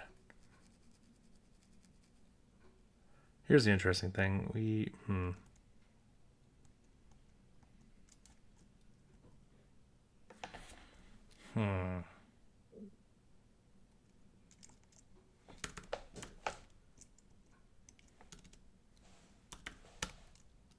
That one's not coming up. We're not checking it backwards. Why are we not checking it backwards? Yeah, because we checked if we could jump over west to east.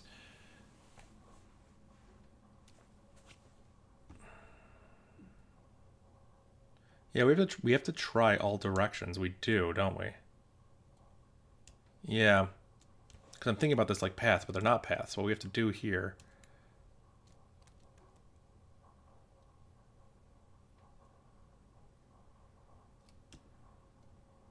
We should just try it. We should try all directions, but we could just reverse them.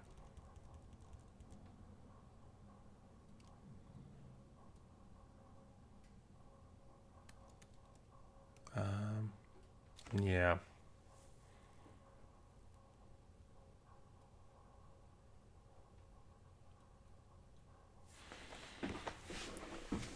Yeah, if it's reversed... Let me think about this.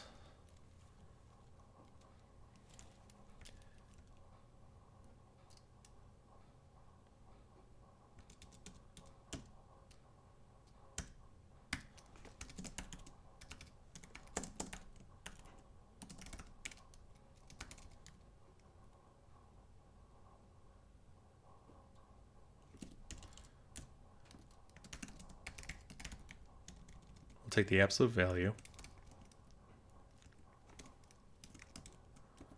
And then we'll subtract 2 from it.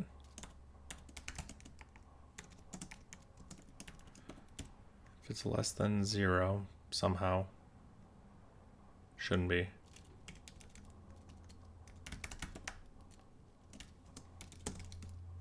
Breakout. Otherwise, the valid shortcut.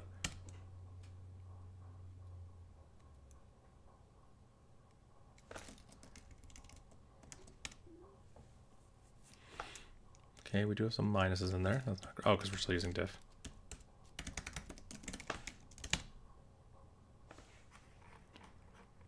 $77. I guess we don't want to keep the ones that are zeros. We filter them out.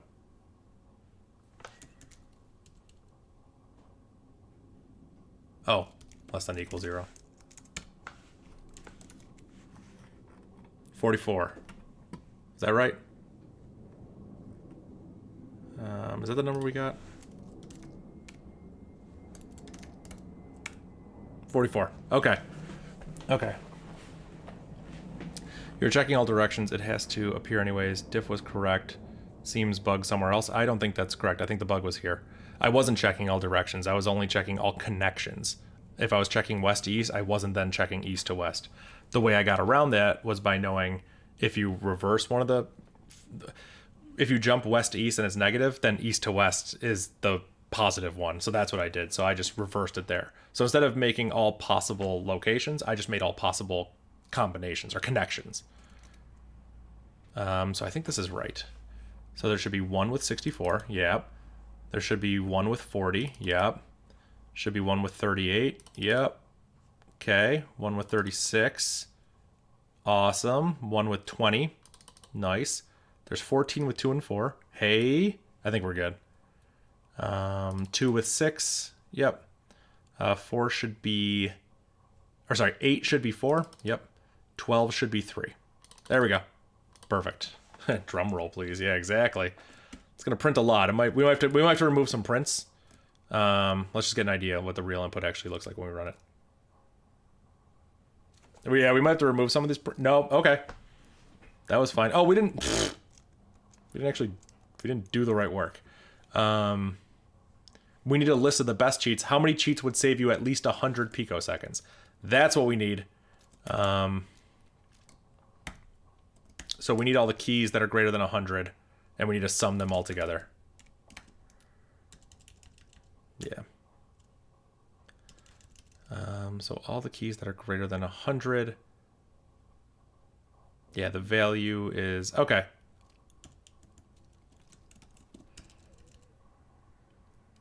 Yeah, so if value is greater than equal 100, because it's at least, then total equals 0.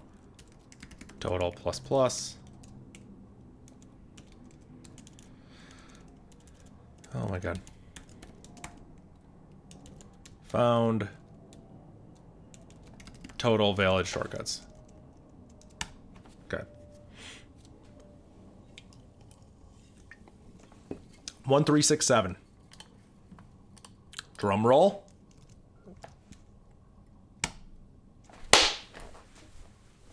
Let's go. Let's go. Nailed it. That's the right answer. You are one gold star closer to finding the chief historian. What's up? What's up? What a wild solution. Oh my god. What a wild solution. Boom. That's incredible. Nailed it. Whew. We're doing all right, everybody. Let's go. Let's absolutely go. If you're watching on Twitch and you enjoy what you're seeing, go ahead and hit that follow button. It's free. And if you're watching on YouTube and you enjoy what you're seeing, go ahead and hit that subscribe button. It's free. And it's fun, and it makes my number go higher. And that is pretty dang cool. So yeah, gotta throw my call to action in there, of course. Man, you rock. Heck yeah, man. We nailed it. GG. Thank you. Thank you. What do y'all say? Part 2? I mean, we're on a roll, right? I think we have to. Oh, man. Yeah, I think we have to. Let's do this. Part 2. The program seemed perplexed by your list of cheats. Apparently, the 2 picosecond cheating rule was deprecated several milliseconds ago. Oh, no. The latest version of cheating rule permits a single cheat that instead lasts at most 20 picoseconds? Oh. I can't think about this right now. Yo Hans, thank you for the 100 bits. Heck yeah. Now, in addition to all the cheats that were possible in just 2 picoseconds, many more cheats are possible. This 6 picosecond cheat saves 76 picoseconds.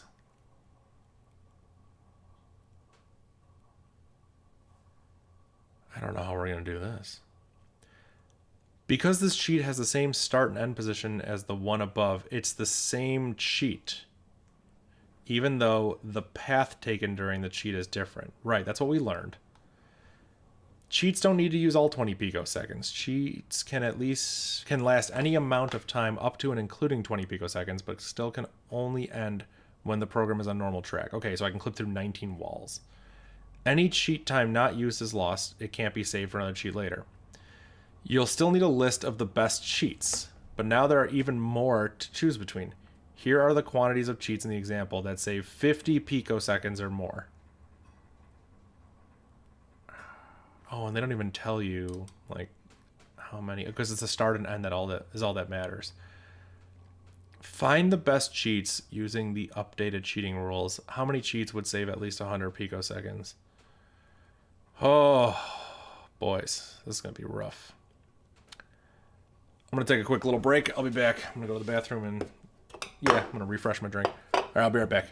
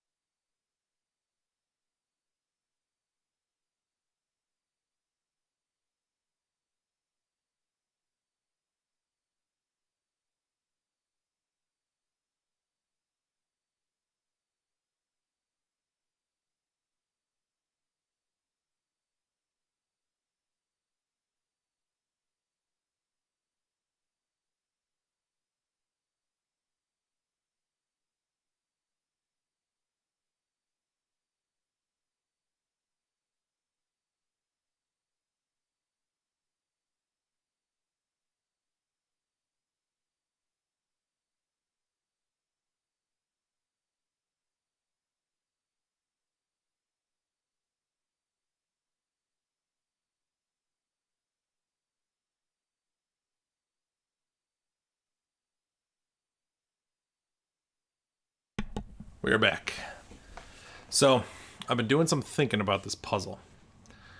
And I think, GG, we're screwed. I have no idea how to do this.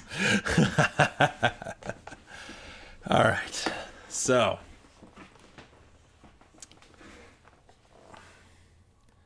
They can cheat up to 20 picoseconds. Before, they could cheat for 2 picoseconds, which allowed them to go through one wall.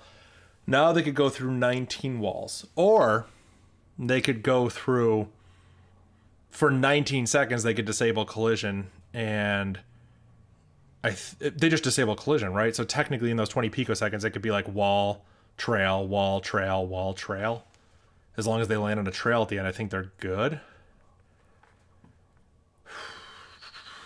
Let's see. Because it has the same start and end positions as the one above, it's the same cheat, even though the path taken during the cheat.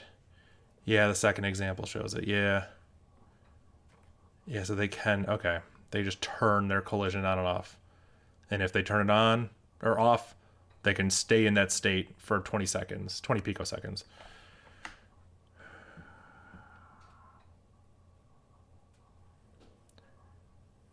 It'll be lost, yeah. So they have an ability they can activate once that lasts for 20 seconds, and they can cancel it any time. But as long as once it's up or when they cancel it, they need to be not phased through a wall. Okay. I have a hint locked and loaded. Well, thank you, but not right now. But yeah, that's awesome. You'll still need a list of the best cheats, but now there are even more to choose between. Here are the quantities of cheats in this example that save 50 picoseconds or more.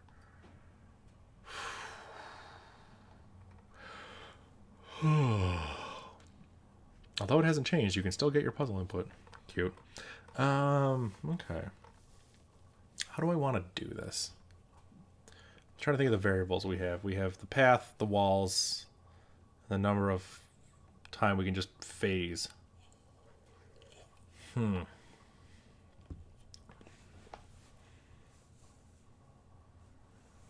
obviously brute force isn't the way to do this. It's not like, you know, I pick a position.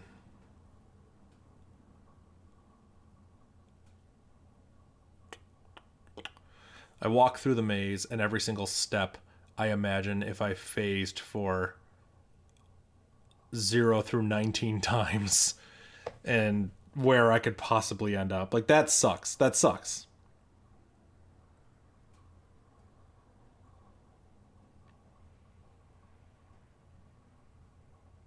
Let me think about this. All these puzzles are just data representation problems. If I could just think about how to represent the data in a different way.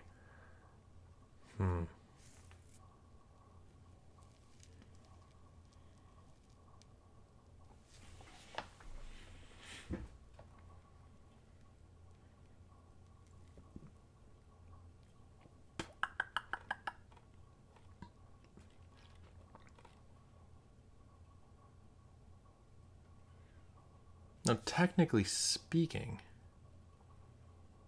this sucks because I could just enable. I could just. Yeah,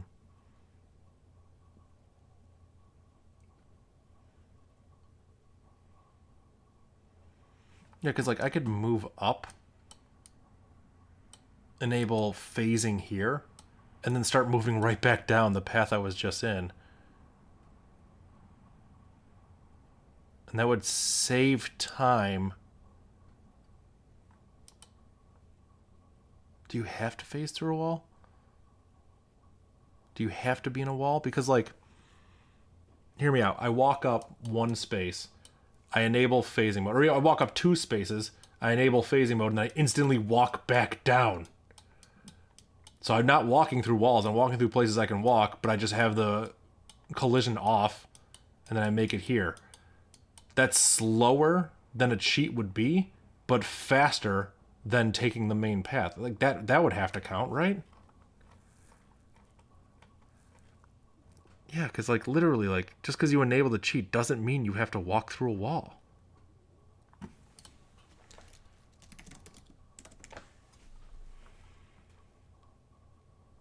Yeah, because right here, like I know that's a free space. This is a free space.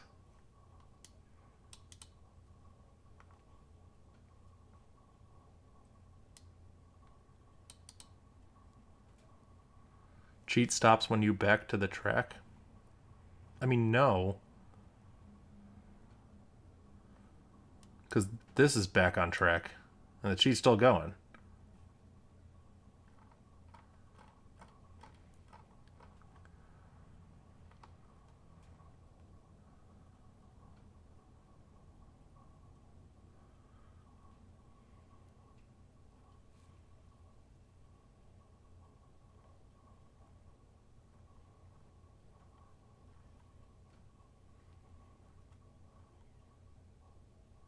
And I understand that if I were to turn on phasing mode and then just walk the track normally, I'm not going to be better than 100 picoseconds. Like, I get that much.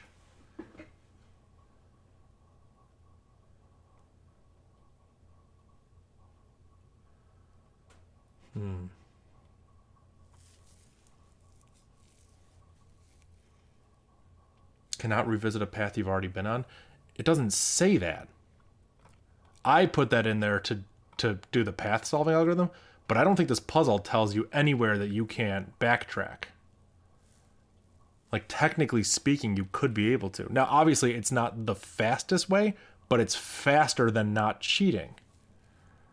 I don't think there's anywhere that says you can't backtrack in this.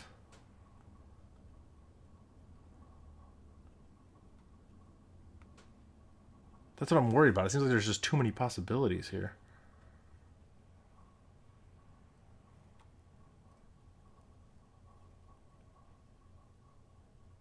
Yeah, because the start position is just the first move that is allowed to go through walls. Allowed that goes through walls. So, like, you know, I could turn it on here, walk up, and then walk back down. But then that's the start position. Start position, end position are how we uniquely identify cheat. But I could walk my way up here, turn it on, and then walk back down. My start position is here. My end position is down there.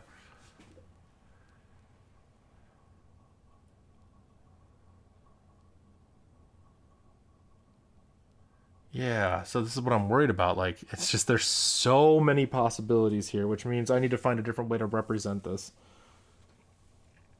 Like, yeah, from each start position.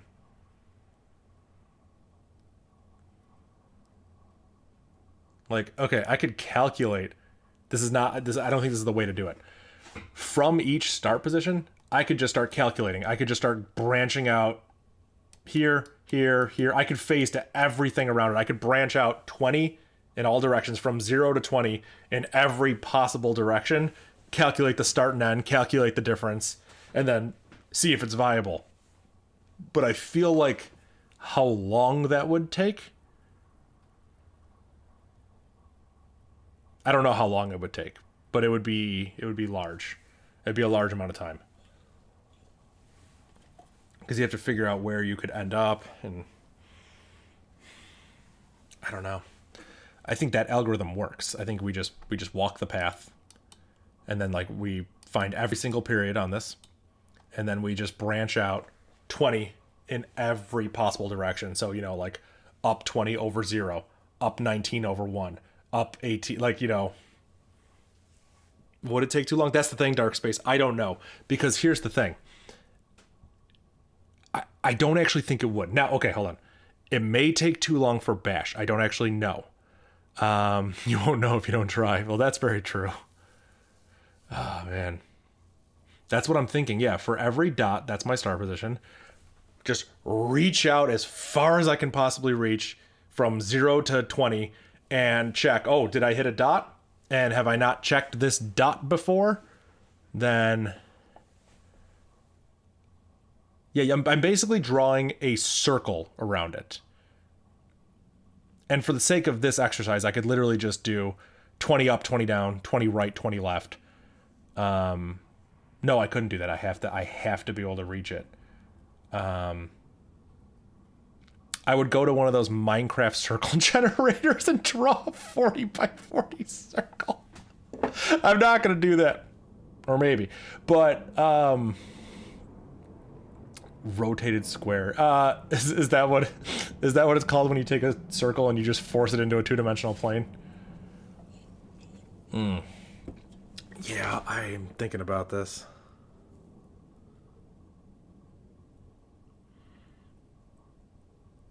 Yeah, the original passive count. Couldn't she use that information there down? Yeah, you can. Because it's only 100 picosecond difference. So, like, I can limit the domain of things I have to check. I don't need, out of the, 8 million spaces I have, I only need to check 7,900,000 of them. You know what I mean? Like, I don't think that's going to save me too much. Actually, wait, what was it? Let's see if I remember how to do this. W count -L capital L. And then if I do the real input, we're dealing with, 140 by 140. So 140 times 140.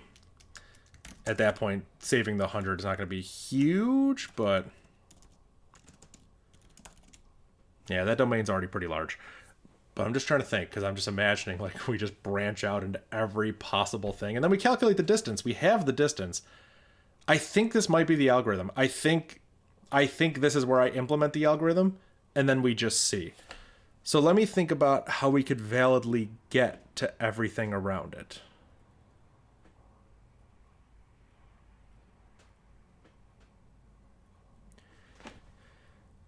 Let me think about this, because we could go 20 up, go 20 down, 20 right, 20 left, and then we just have to draw the circle around it. So how do you represent that circle? That's like, it's going to be the hardest part. I'm coming up with the ugliest ways in my head to do this. This is not how I want to do it. It sounds like a job for threads. It might be. This might be something that we thread out where we can call this program with a position to check.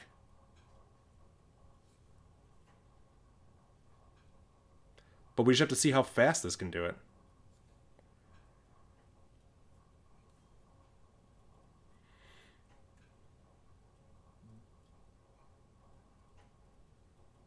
Thinking.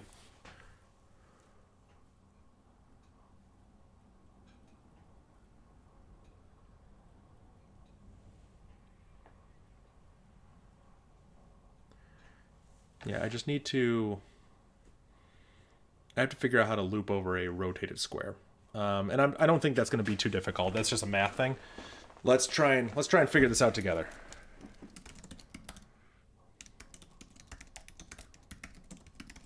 If we have, I don't know.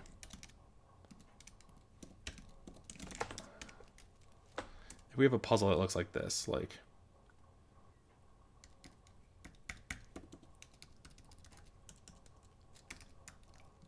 and we have like, this is where we want to start. No, it's not going to be that way. That's not going to be that way. It's going to be like this. Yeah, because it would take 2 steps to get there. 2. This would be 3. Yeah. I've seen this design before. I don't know what it's called, but I've seen this before.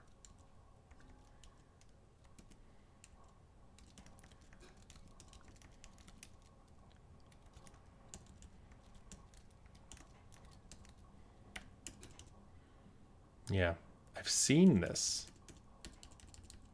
I'm going to keep saying that. I've seen this. I've seen this. I'm looking at it right now. You've all seen it now. We've all seen this. I'm at the part of the night where I'm going crazy. All right, so.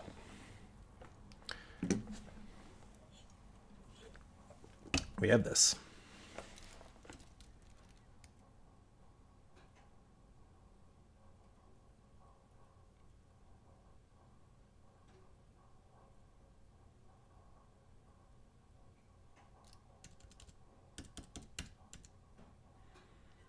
Yeah, so if we wanted to branch out 2 in each direction, we can go up here, but we can't go left or right. We can do 2 in this direction, 5 in this direction, 3.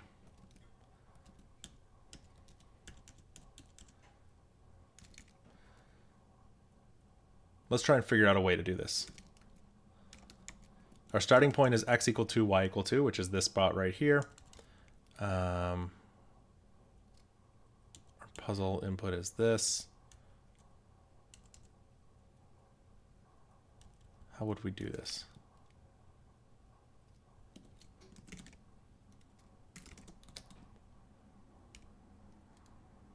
I think it might be worth getting this logic down. Yeah, it's going to be worth getting this logic down. So what we'll do is we'll vim cp square to simple.text, vim simple.text.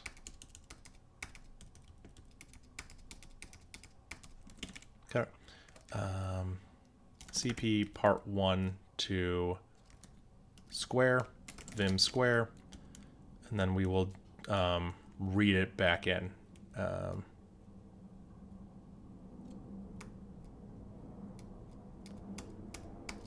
Okay. Then we just read the maze. There's nothing we need to do here. We just store exactly what's in there. Cool. So now if we run square, and we run it against you CP over it, you don't keep the permissions when you do that? It's interesting. Okay. So we have this basic thing that reads in the file that we're looking at, and we need to figure out a way to loop over the 0, 1, and 2. Can you do this? Yeah, so we need the 0, the 1, and the 2. So let's figure out how to write that logic. Radius equals 2. We need to branch out of a radius 2. So the way we do that is we start 2 above the y. We start 2 to the left of the x. We don't start 2 to the left of the x. We work our way to 2 to the left of the x. Okay, that's fine. Oh, HL is neat. Yeah, HL is awesome. It's I call it highlight. It's an alias for RG, which is rip grep, the Rust rewrite of grep, with a -- pass through option. So I can just pipe HL what I'm searching for, and it just highlights it. It doesn't filter it out, which is nice. Super useful. So if we want to look at a radius of 2, we need to go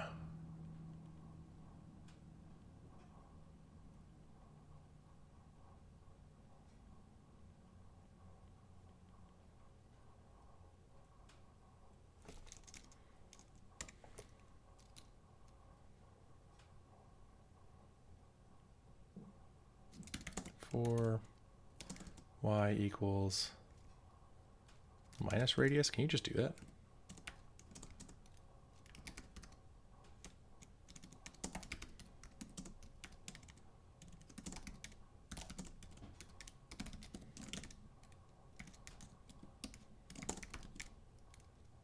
Okay, that works. So now we got the y coordinate of where we need to be. Now we need to calculate all the x coordinates. So the x coordinate for here would literally just be x equals radius x less than equal radius x plus plus. And what goes in radius for both those things is what needs to change.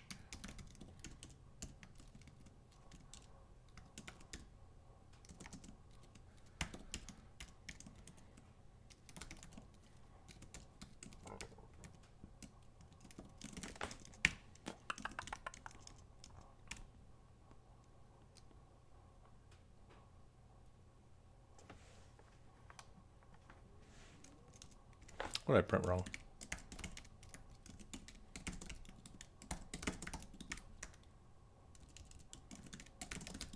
Yeah, definitely a typo. I could see that. Just from the output, I was like, that. There's nothing right about that. Okay. Yeah, because negatives are not going to be in there. Oh, right. We have a starting x and y that I set somewhere. Yeah. We have a radius of 2, start x equals 2, start y equals 2. So these are the places we're going to start at. So it would be start x minus radius. Y is less than or equal to start x plus radius. We also need to do bounds checking. That's fine. We'll get that for free. Let's just see what we have here. Okay, well, we're getting some of them, which is good.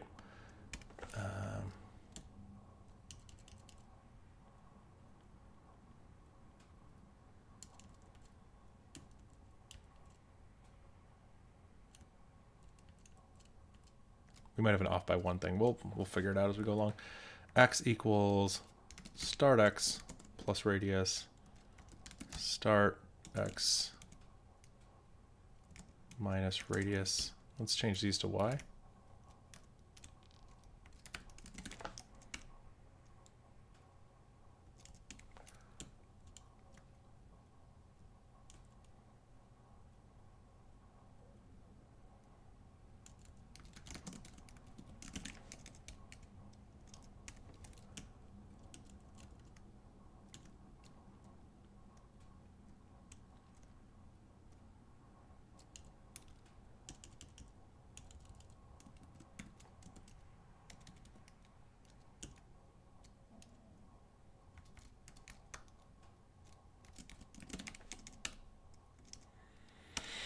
Okay, so this did everything. So we want to check if yeah, our start y is our base, and our radius is how far above it we are. Distance equals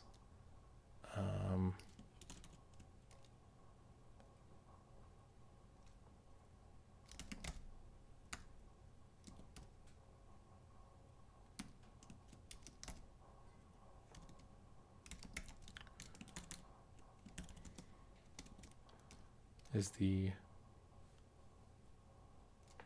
start y minus y.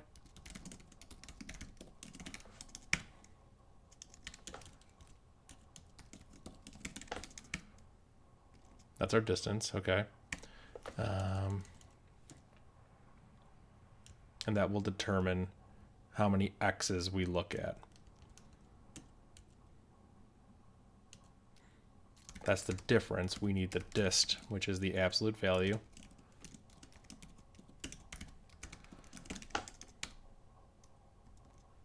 And how many we'll look at will depend on that, because that's how far away we are. When we're at the 0th spot, we'll look at the max. I think we just subtract the difference.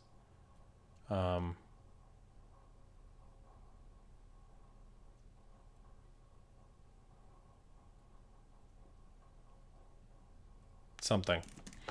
Because when we're here, we want to look at 5. The radius is 2. 2 times 2 plus 1.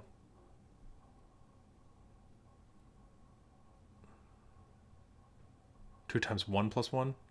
2 times 0 plus 1. Yeah. Radius times diff plus 1.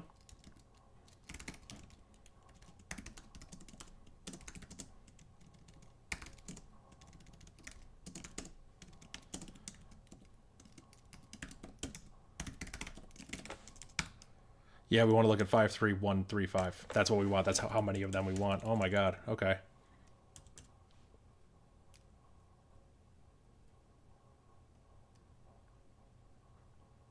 Well, that's how many we want to look at. How do we translate this for loop to represent that? Oh, and we want on the opposite. We actually, yeah.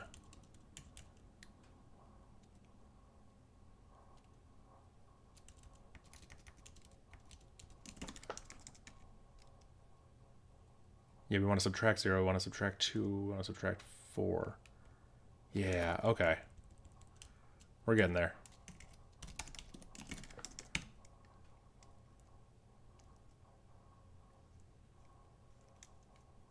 Oh my god, I got it.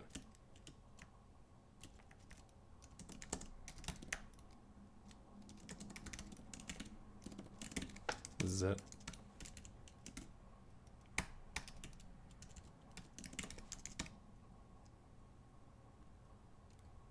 Well, that's a weird way of looking at it, but yeah.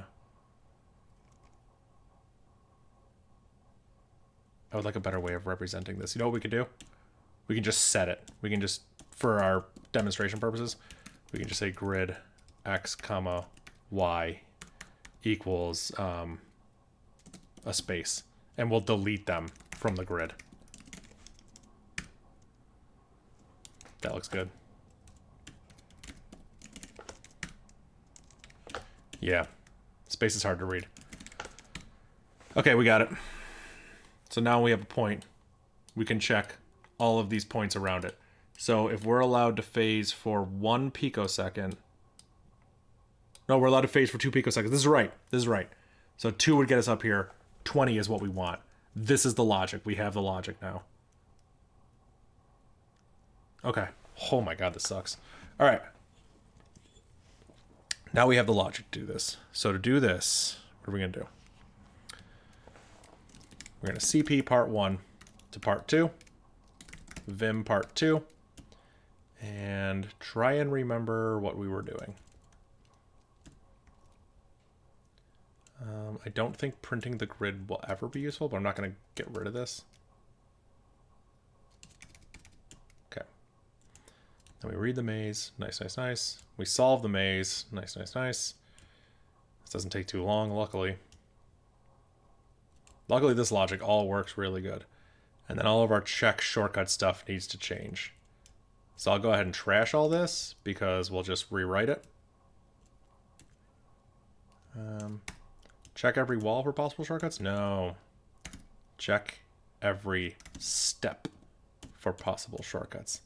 And the way we know our steps is because they're in our visited. Yes, it's one of the keys. We have to loop over every single key we've ever visited. Yeah, that's what we have to do. For key in visited.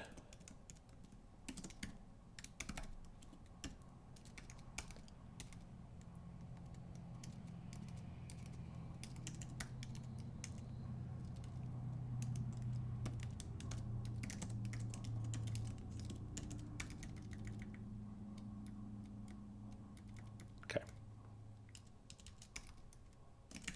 Let's run part 2 on our example.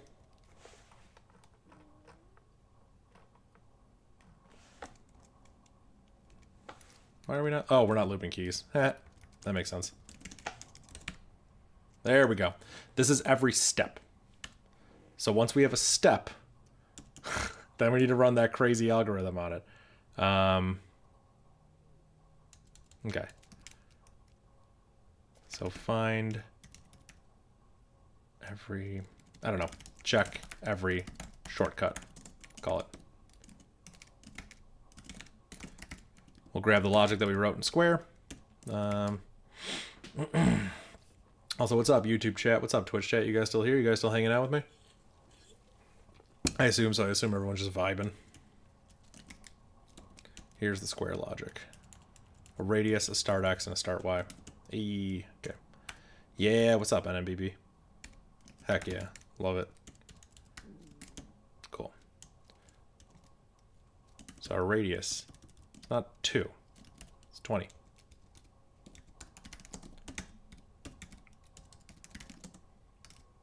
Start key is $1.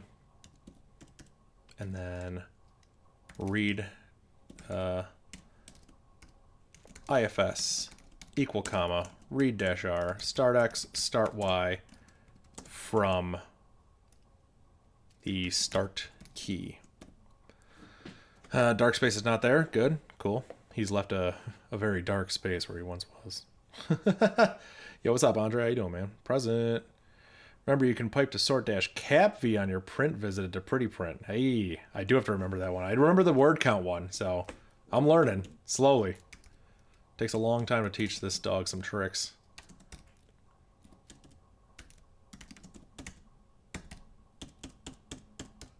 We don't want to do this.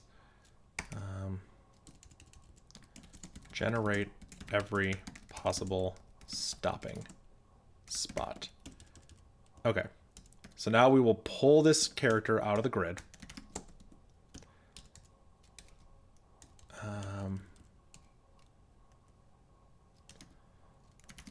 End key will be X, comma Y. This will check itself. Yeah, that's annoying. If end key equal start key then continue, elif,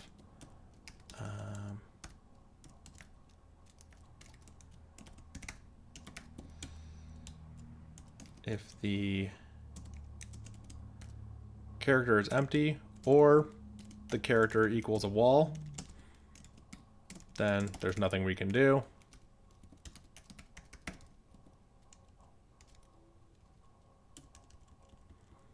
If we were down here, this is a valid ghost move. This is a valid move.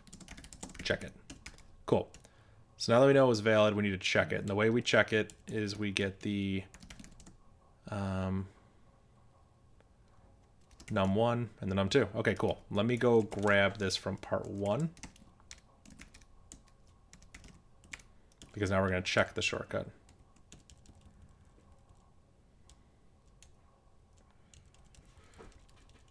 And we don't need to do this like difference thing. We don't want to do this. Because we're going to check every part of the path, so we will check the reverse of everything. So we just need to remember that. What did we set? We set shortcuts.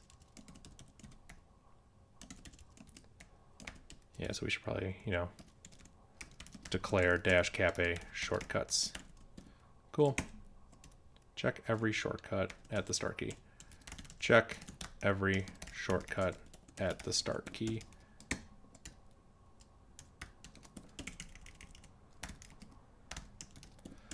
Okay, so we loop over every single one of these. This is a valid move. We check if we visited. We get the difference between the two. We subtract 2 from it. If it's less than or equal to 0, we do that. Otherwise, we store it.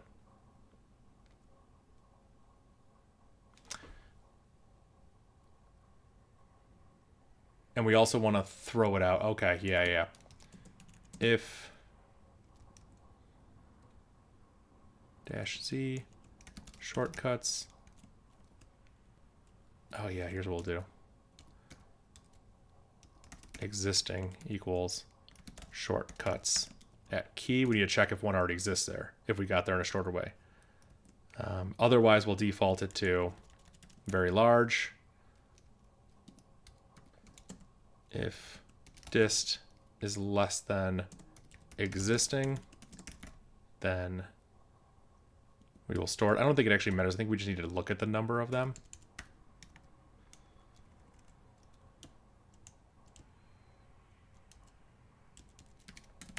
Var dump shortcuts. Part 2, read in from example input. Bad array subscript. Nice.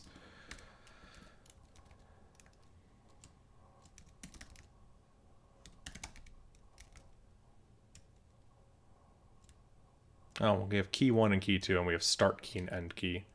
Yeah, let's just be consistent.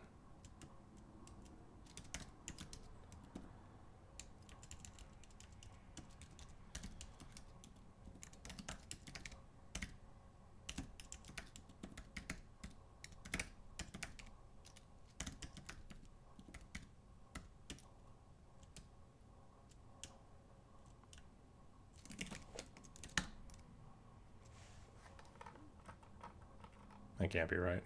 Is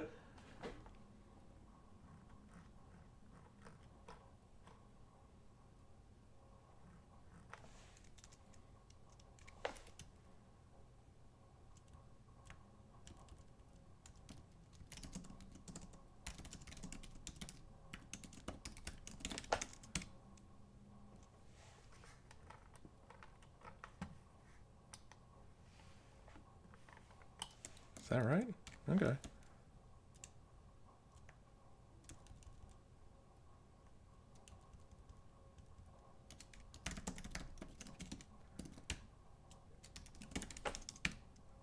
Okay, we're doing work. We're doing work very fast, which is nice.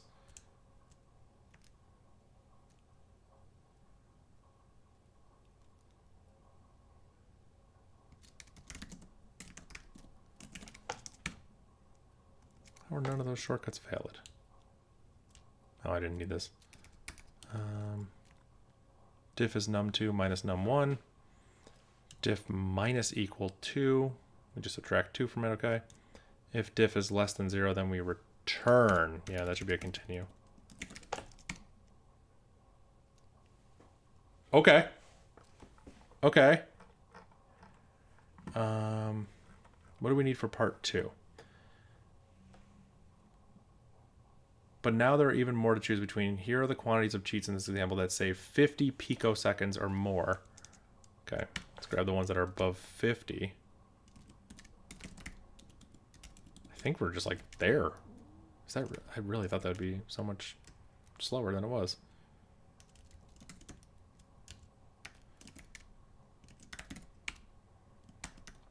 You have another return in there. I'm not sure if it ever triggers. Hey, thank you. I do. That is good to know.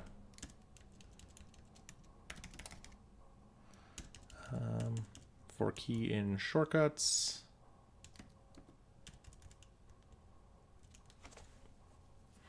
If value is greater than or equal to, we need 50 for this example. Found 0 valid shortcuts. Well, that's not right.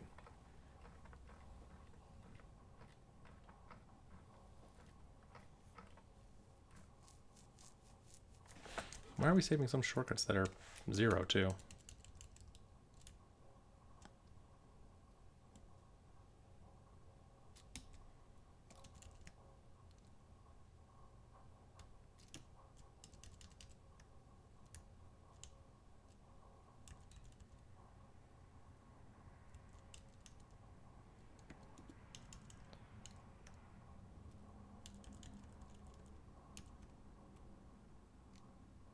Well,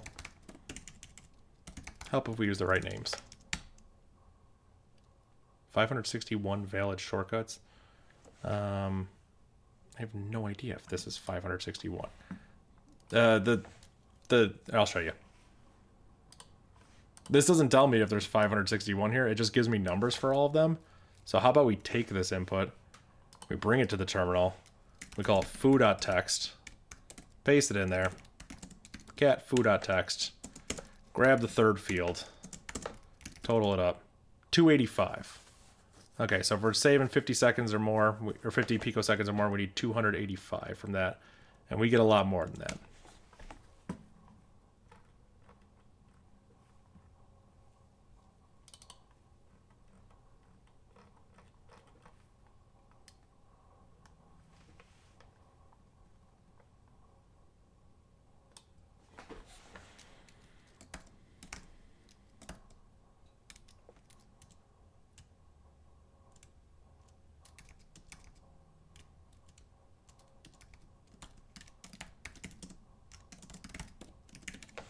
Field total, are those more aliases? Yes, they are. I have them somewhere on my GitHub. I don't remember where. Field is just a very simple wrap around awk that just grabs whatever field you give it. So I can say like field 3, and then I can optionally give it a field separator. So I can say like field 2, comma, and it will just like see like, you know, echo foo bar baz, pipe it to field 2, comma. It'll grab the second field separated by commas. And then total is just another awk.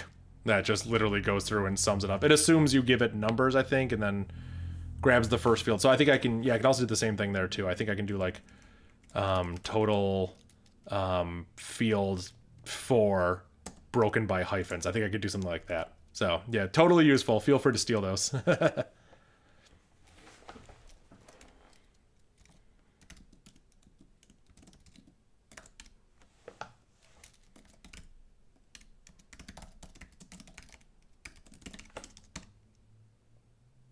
Okay.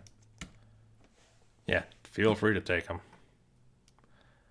I don't love... What am I viewing? What am I looking at? We have an associative array that associates what to what. Were there 82 shortcuts that saved 1 picosecond? Is that what it's telling me? What is the value here? Shortcuts is the key to the diff, which is how much it's saved. Okay, so the value is how much it's saved. The value is greater than or equal to 50. Then we only store it in the count. Okay. Yeah, so the key should only ever be above 50.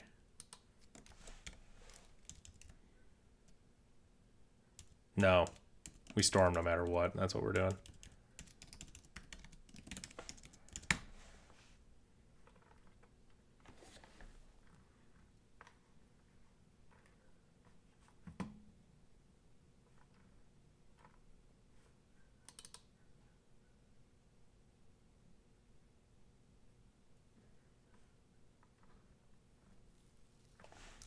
We have 33.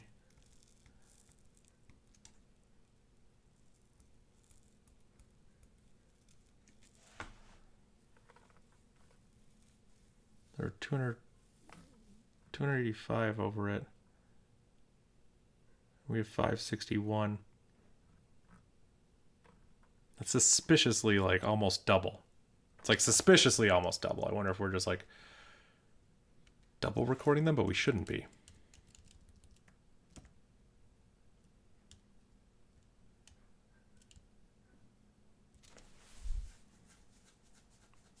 All right, so let's look at this. There should be 3 cheats that save 76. So let's look at above 75. Yeah, see, this is wrong. We have way more amount of cheats that do that.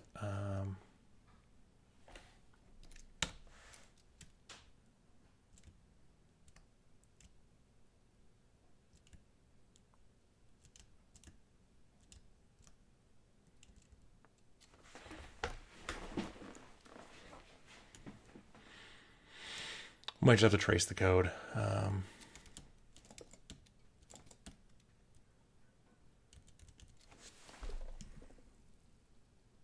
We know we solved the maze just fine. We've already used that logic. For key in every single place that we have visited. Do we count the first place we visited? We did. We check every shortcut of that key. So we branch off on the path and check every single shortcut. We have a radius of 20, the input key, start X and start. We initialize these to 2 for some reason. We shouldn't. Doesn't matter. They get overwritten down here. We get the start X and start Y. Start X, or start Y minus radius, start Y plus radius, Y plus plus. Yep. We have the diff and the distance. We are overwriting diff. I don't think that matters.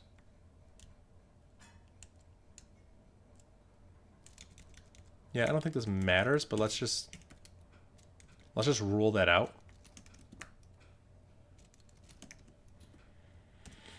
Do you have to skip any that you already checked? No, because I won't save them. When I save them, I actually check if we already had something in that spot. I grab the existing shortcut at that key and name it existing, and I default it to like a really big number.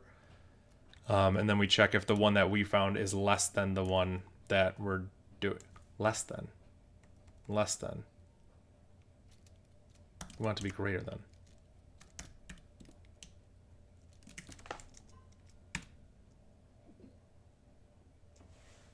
Well, now we found 36 failed shortcuts. It's not right. But yeah, okay, so something funky's going on here.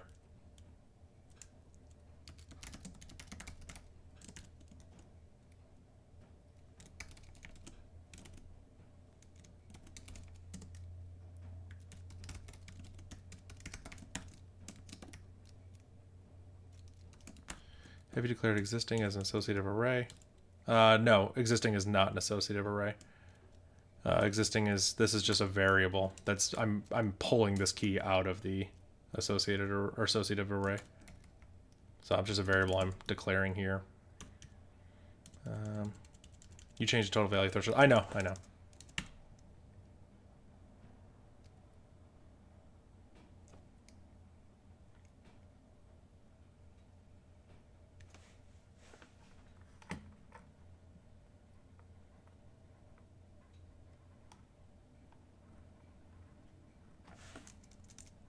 It's all good. It's all good, man. Don't worry about it. Yeah, no, I changed the value threshold to be 75, and according to my example over here, there should only be 3 cheats that are 76. So I should just be filtering out. Only 3 cheats should match this. So I'm trying to just, get 3. And unfortunately, I'm getting 36. And according to this, there's 7 that match it. So what I should probably do is I should probably look and see what matches 76.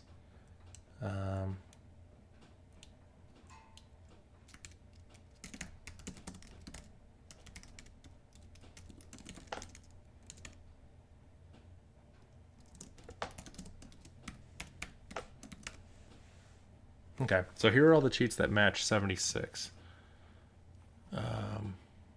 1 to 2 to 2 to 9. This doesn't seem right.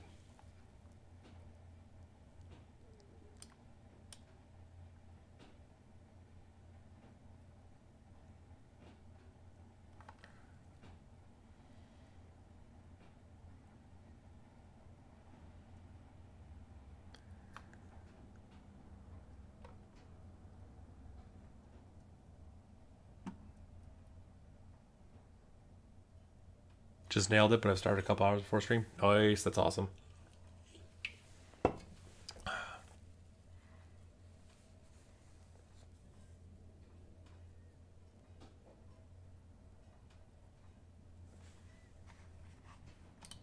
guess we could look for the ones that were like way higher, right? Didn't something like save like 84? Yeah, 1 to 3 to 5 to 7. 1, 3 is here. 5, 7. 0, 1, 2, 3, 4, 5. 1, 2, 3, 4, 5, 6, 7. Yeah, if we go from here and we go there, that save 82 picoseconds. Yeah, see, right. Wait, yeah, no, this is right.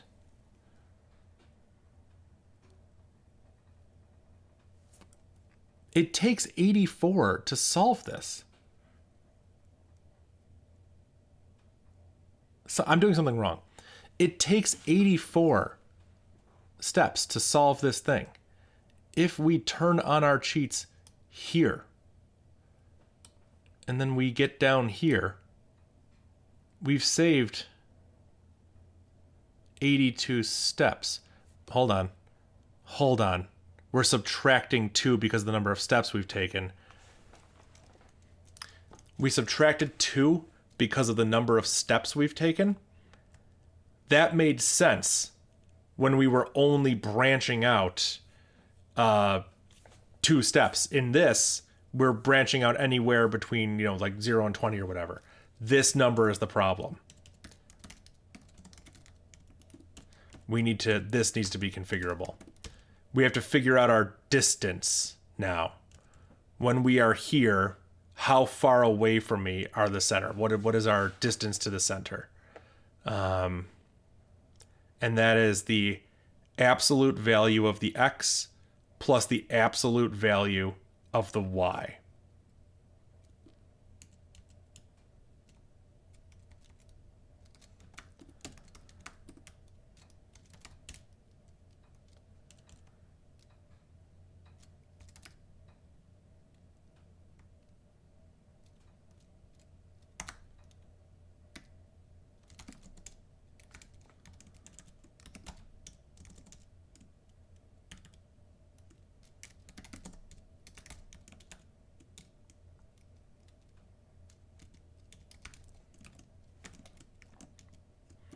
Now we have the absolute value of the x and the absolute value of the y. So if they have a distance of 0, 0, that's 0 steps.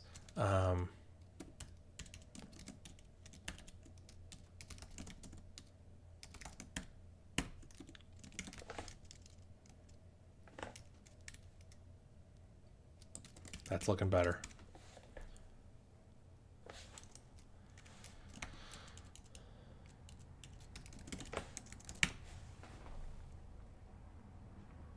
Yeah, this is looking way better. 3 valid shortcut 76. Hey. Spend some time to figure out that x and y need absolute value. Yeah, I unfortunately do the opposite. I jump to that quicker than I probably should. This is looking good. So if we change this down to 74, we should have 7 cheats that are valid. 7 valid. Yeah, 4 and 3. Okay, I think we got this. And if we change this to 50, we should have, what was that thing that we said? If we total it up, we got 285. This should be 285 at the bottom. 285. That's it. That was the problem. We're going to get it. Hopefully we're going to get it. We have to change it. I have it set to 75. It needs to be set to 100. I have it set to 50. This needs to be set to 100. Let's go ahead and read it in with the real input. And fingers crossed. Fingers crossed. It might be too... I don't know if I have to get rid of those recordings. I don't know if that's too many echoes. It's probably slowing it down.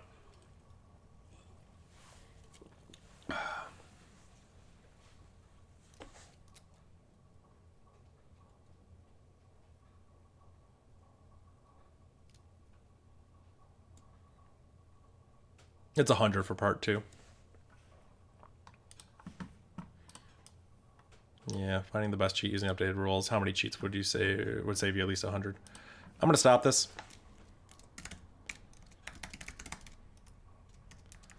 Still leave some prints in there, but you know. And let's, you know what? Let's make our lives even easier.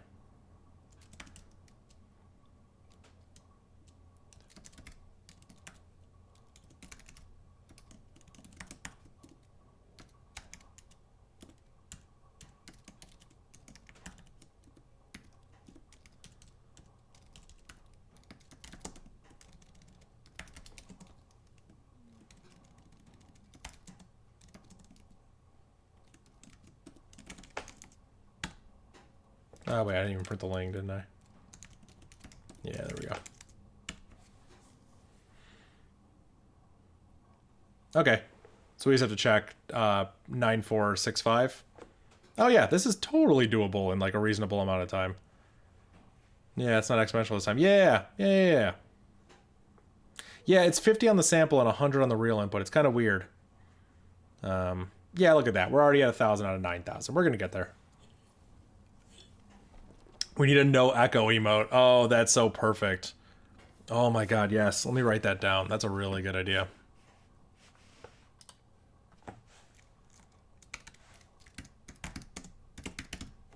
That's really perfect. Oh my god, look at this. This is so easy. Oh my god, we're more than a quarter of the way there. Oh my god, we're a third of the way there.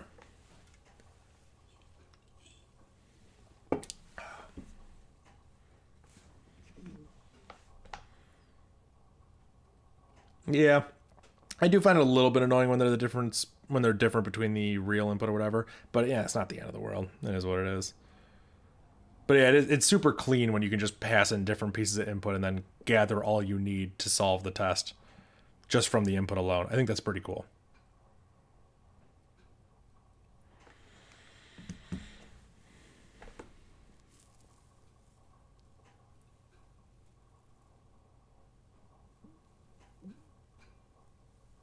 More than halfway.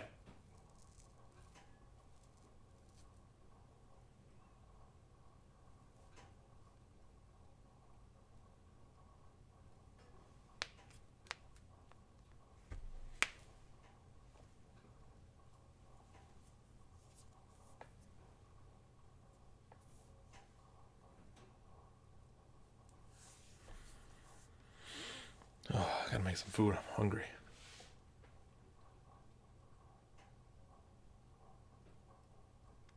Hey, now would be a good time to remind everyone, if you're on YouTube, go ahead and hit the subscribe button. If you're on Twitch, go ahead and follow me, yada, yada, yada. I have a pretty cool website. I have a bunch of socials. Go ahead and hit exclamation mark socials in the chat and it'll work. Or you can do exclamation mark YSAP for You Suck at Programming. You know what? I'll go ahead and do it for you guys. No, I'm just kidding. You guys do it. Exclamation mark YSAP and you'll get you can see my website there. It'll give you a link to it. Nothing stopping you from running this in threads, right? Does one test depend on the other? No. I'm pretty... Well, you could run this in threads. You could absolutely run this in threads. You would have to just write out... Like, say you threaded... Oh, Vardump's going to take a while. Let's wait for this to finish.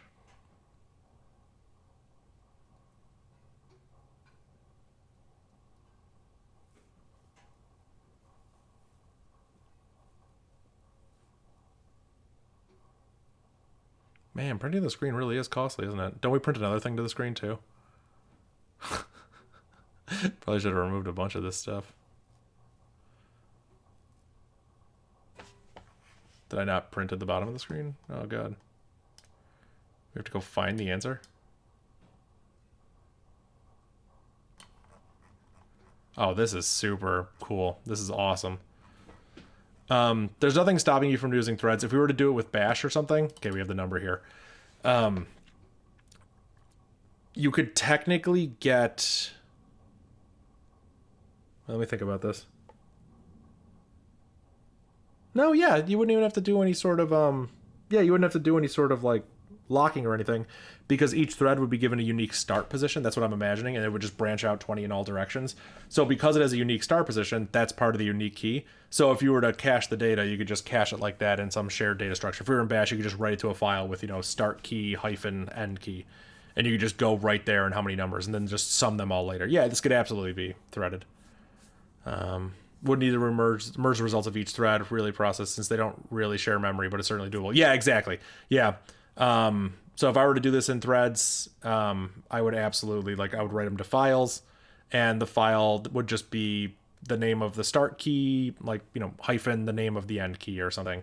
As long as, you know, they're all file system safe characters, no slashes in them. But if you did that, they would never interfere with each other, and then you would just need something to go through and sum them all up at the end. Or, you know, process them at the end. Okay, we got a big number here. Let's go ahead and check it out. Check it out. I'm going insane. I have been doing this for too long. Submit. Let's go. Let's go. Let's go. That's what I like to see. That's right. First try, baby. That's the right answer. You are one gold star closer to finding the chief historian. What's up? 40 stars. 40 stars. 5 more to go. Killed it. Nailed it. Absolutely destroyed it. Nailed it. Absolutely nailed it. Let's go. Whew. Awesome. Attaboy. That was fun. Ha ha ha. Hey. Whew. That was a good one. That was a fun puzzle. I enjoyed that one. Really good difficulty. I liked it. It was a little bit straightforward, and then it wasn't, and then it was. It's so funny. I came up with the... Thank you, Darkspace, for having me not second guess myself. I came up with the algorithm, and I was like, that's going to be too slow, right? And then it's like, wait, no, that is how you would do it. It's so crazy how it's just so different than that first algorithm I came up with. I was like, let's search the walls. Now it's like, no, let's search the path. Which is nice. The path is bounded. The walls are theoretically infinite. So let's see. Yo, Andre in the YouTube chat with the $3 super chat. Thank you so much. That is so nice. Oh man, that's why I'm doing these puzzles, because I know Andre's gonna super chat. No, I'm kidding. But yo, I appreciate it, man. That's awesome. Knew you would nail it. Thank you. Tomorrow, our sole goal to die. Hey, I don't know if I'll be back tomorrow. Tomorrow's Friday. I don't know if I'll be back tomorrow. But when I do come back for day 21, I'm excited about it. I don't know what day 21 has yeah, I don't know what day 21 has waiting for me, but I'm excited for it. But I'm excited. I like all these puzzles. I think they're super fun. And the nice thing is I've been staying away from the Reddit. I've been not getting too many recommended videos, so I'm kind of going in blind in all these, which has been a ton of fun. Let's see. I've done that sometimes, but sometimes it doesn't really speed things up because the extra managing and processing result merging end up taking time. Yeah. That was my hint. Yeah, no, yeah. Appreciate it. That was a good one.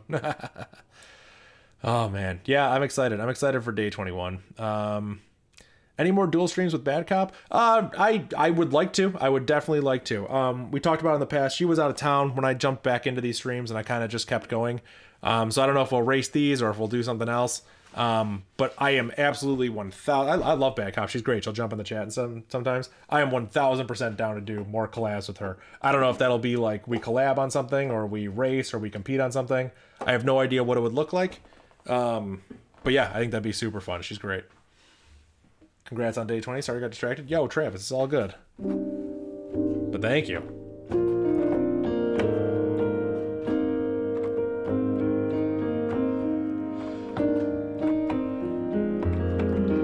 Well done in this one. Thank you.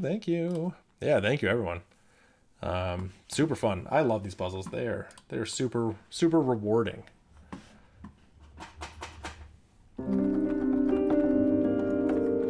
Yo, take care, Matt. I'll stick around for another couple minutes, and then I'll jump off. I'm a little bit tired.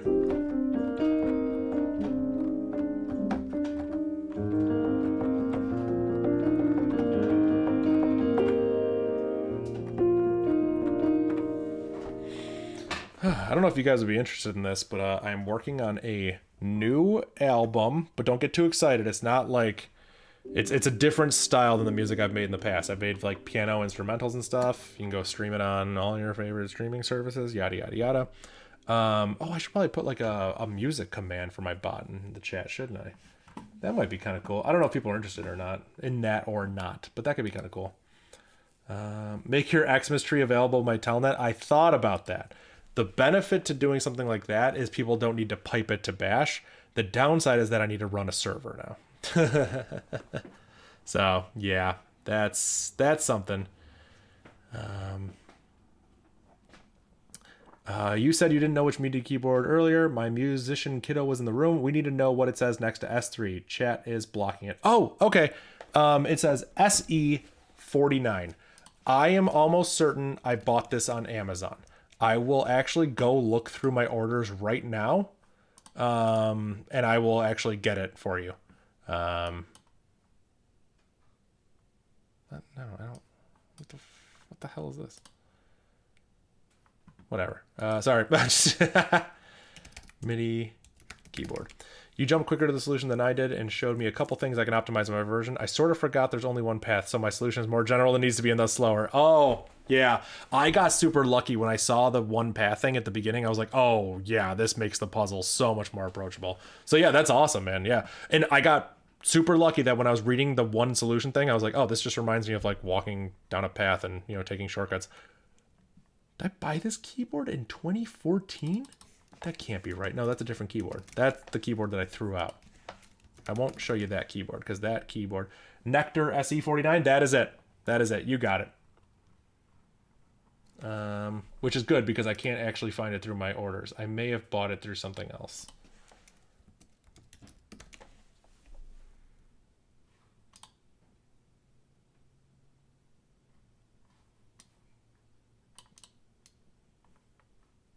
Yeah, I can't find it in my orders, but yeah, Nectar SE49, that is exactly what it is. Works great, USB. I'm running on a Mac, so I do have software up that lets me make this sound. It won't just make the sound on its own. I don't know how familiar you are with like, you know, MIDI music and stuff. I'm using Logic Pro. If you have a Mac, you can use GarageBand, which is totally free. Logic Pro is like the paid version of GarageBand.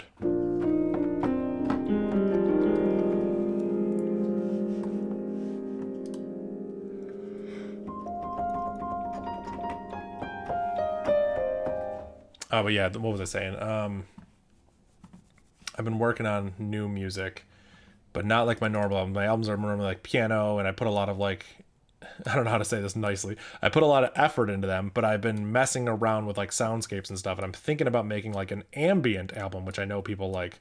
So it wouldn't be on my programming YouTube, it'd be on my other YouTube, but it'll be like 45 minutes of just like nice ambient style, like soundscape stuff.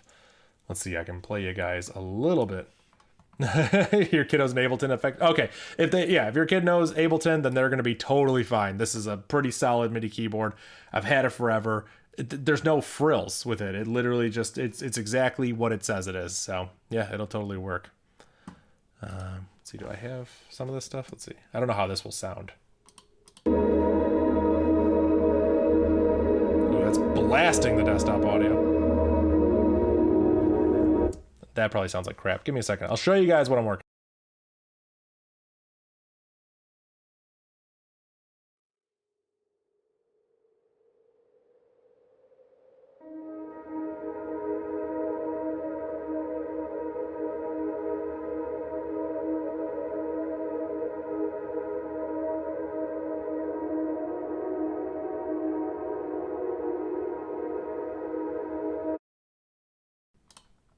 So yeah, just crap that sounds like that. It sounds pretty nice.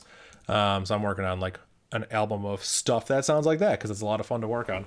So that'll be kind of cool because I know some people enjoy the music, which is super nice. But yeah, I think that's it. Probably call it a stream here. Thank you everyone for tuning in. Day 20 was good difficulty all around. I enjoyed it. Love ambient stuff to program to. Well, perfect. Yeah, I'll end up uploading it probably to Spotify, and then I'll just make a 45-minute long YouTube video that people can just watch. It's nice writing my own music, because if I need background music for videos, I don't have to worry about copyright.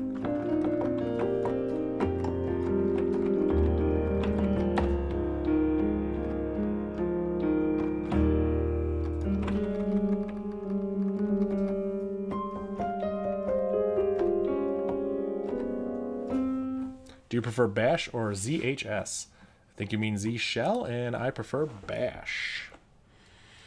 If you're bored, you could always copyright strike yourself. You know, it's funny. One of my videos on here did get a copyright claim from the label I use to put my music through, and it created revenue sharing.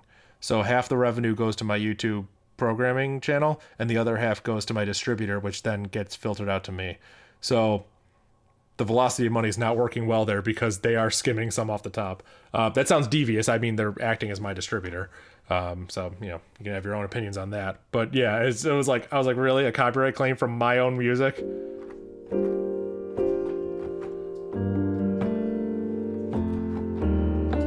wonder if I could, I've done it before. Like, if I Shazam my own playing, I can get it to recognize my music, which is really crazy. Like, I was just playing piano one day, and Shazam will pick up that I wrote it.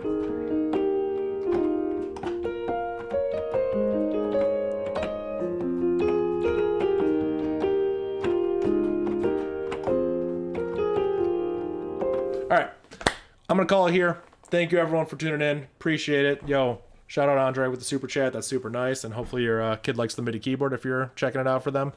Yeah, I'm gonna call it here. If you're watching on Twitch, you like the stuff, go ahead and hit follow. If you're watching on YouTube, go ahead and hit that subscribe button. I like seeing the number get bigger. Yeah, take care everyone. Have a good night. See you everyone.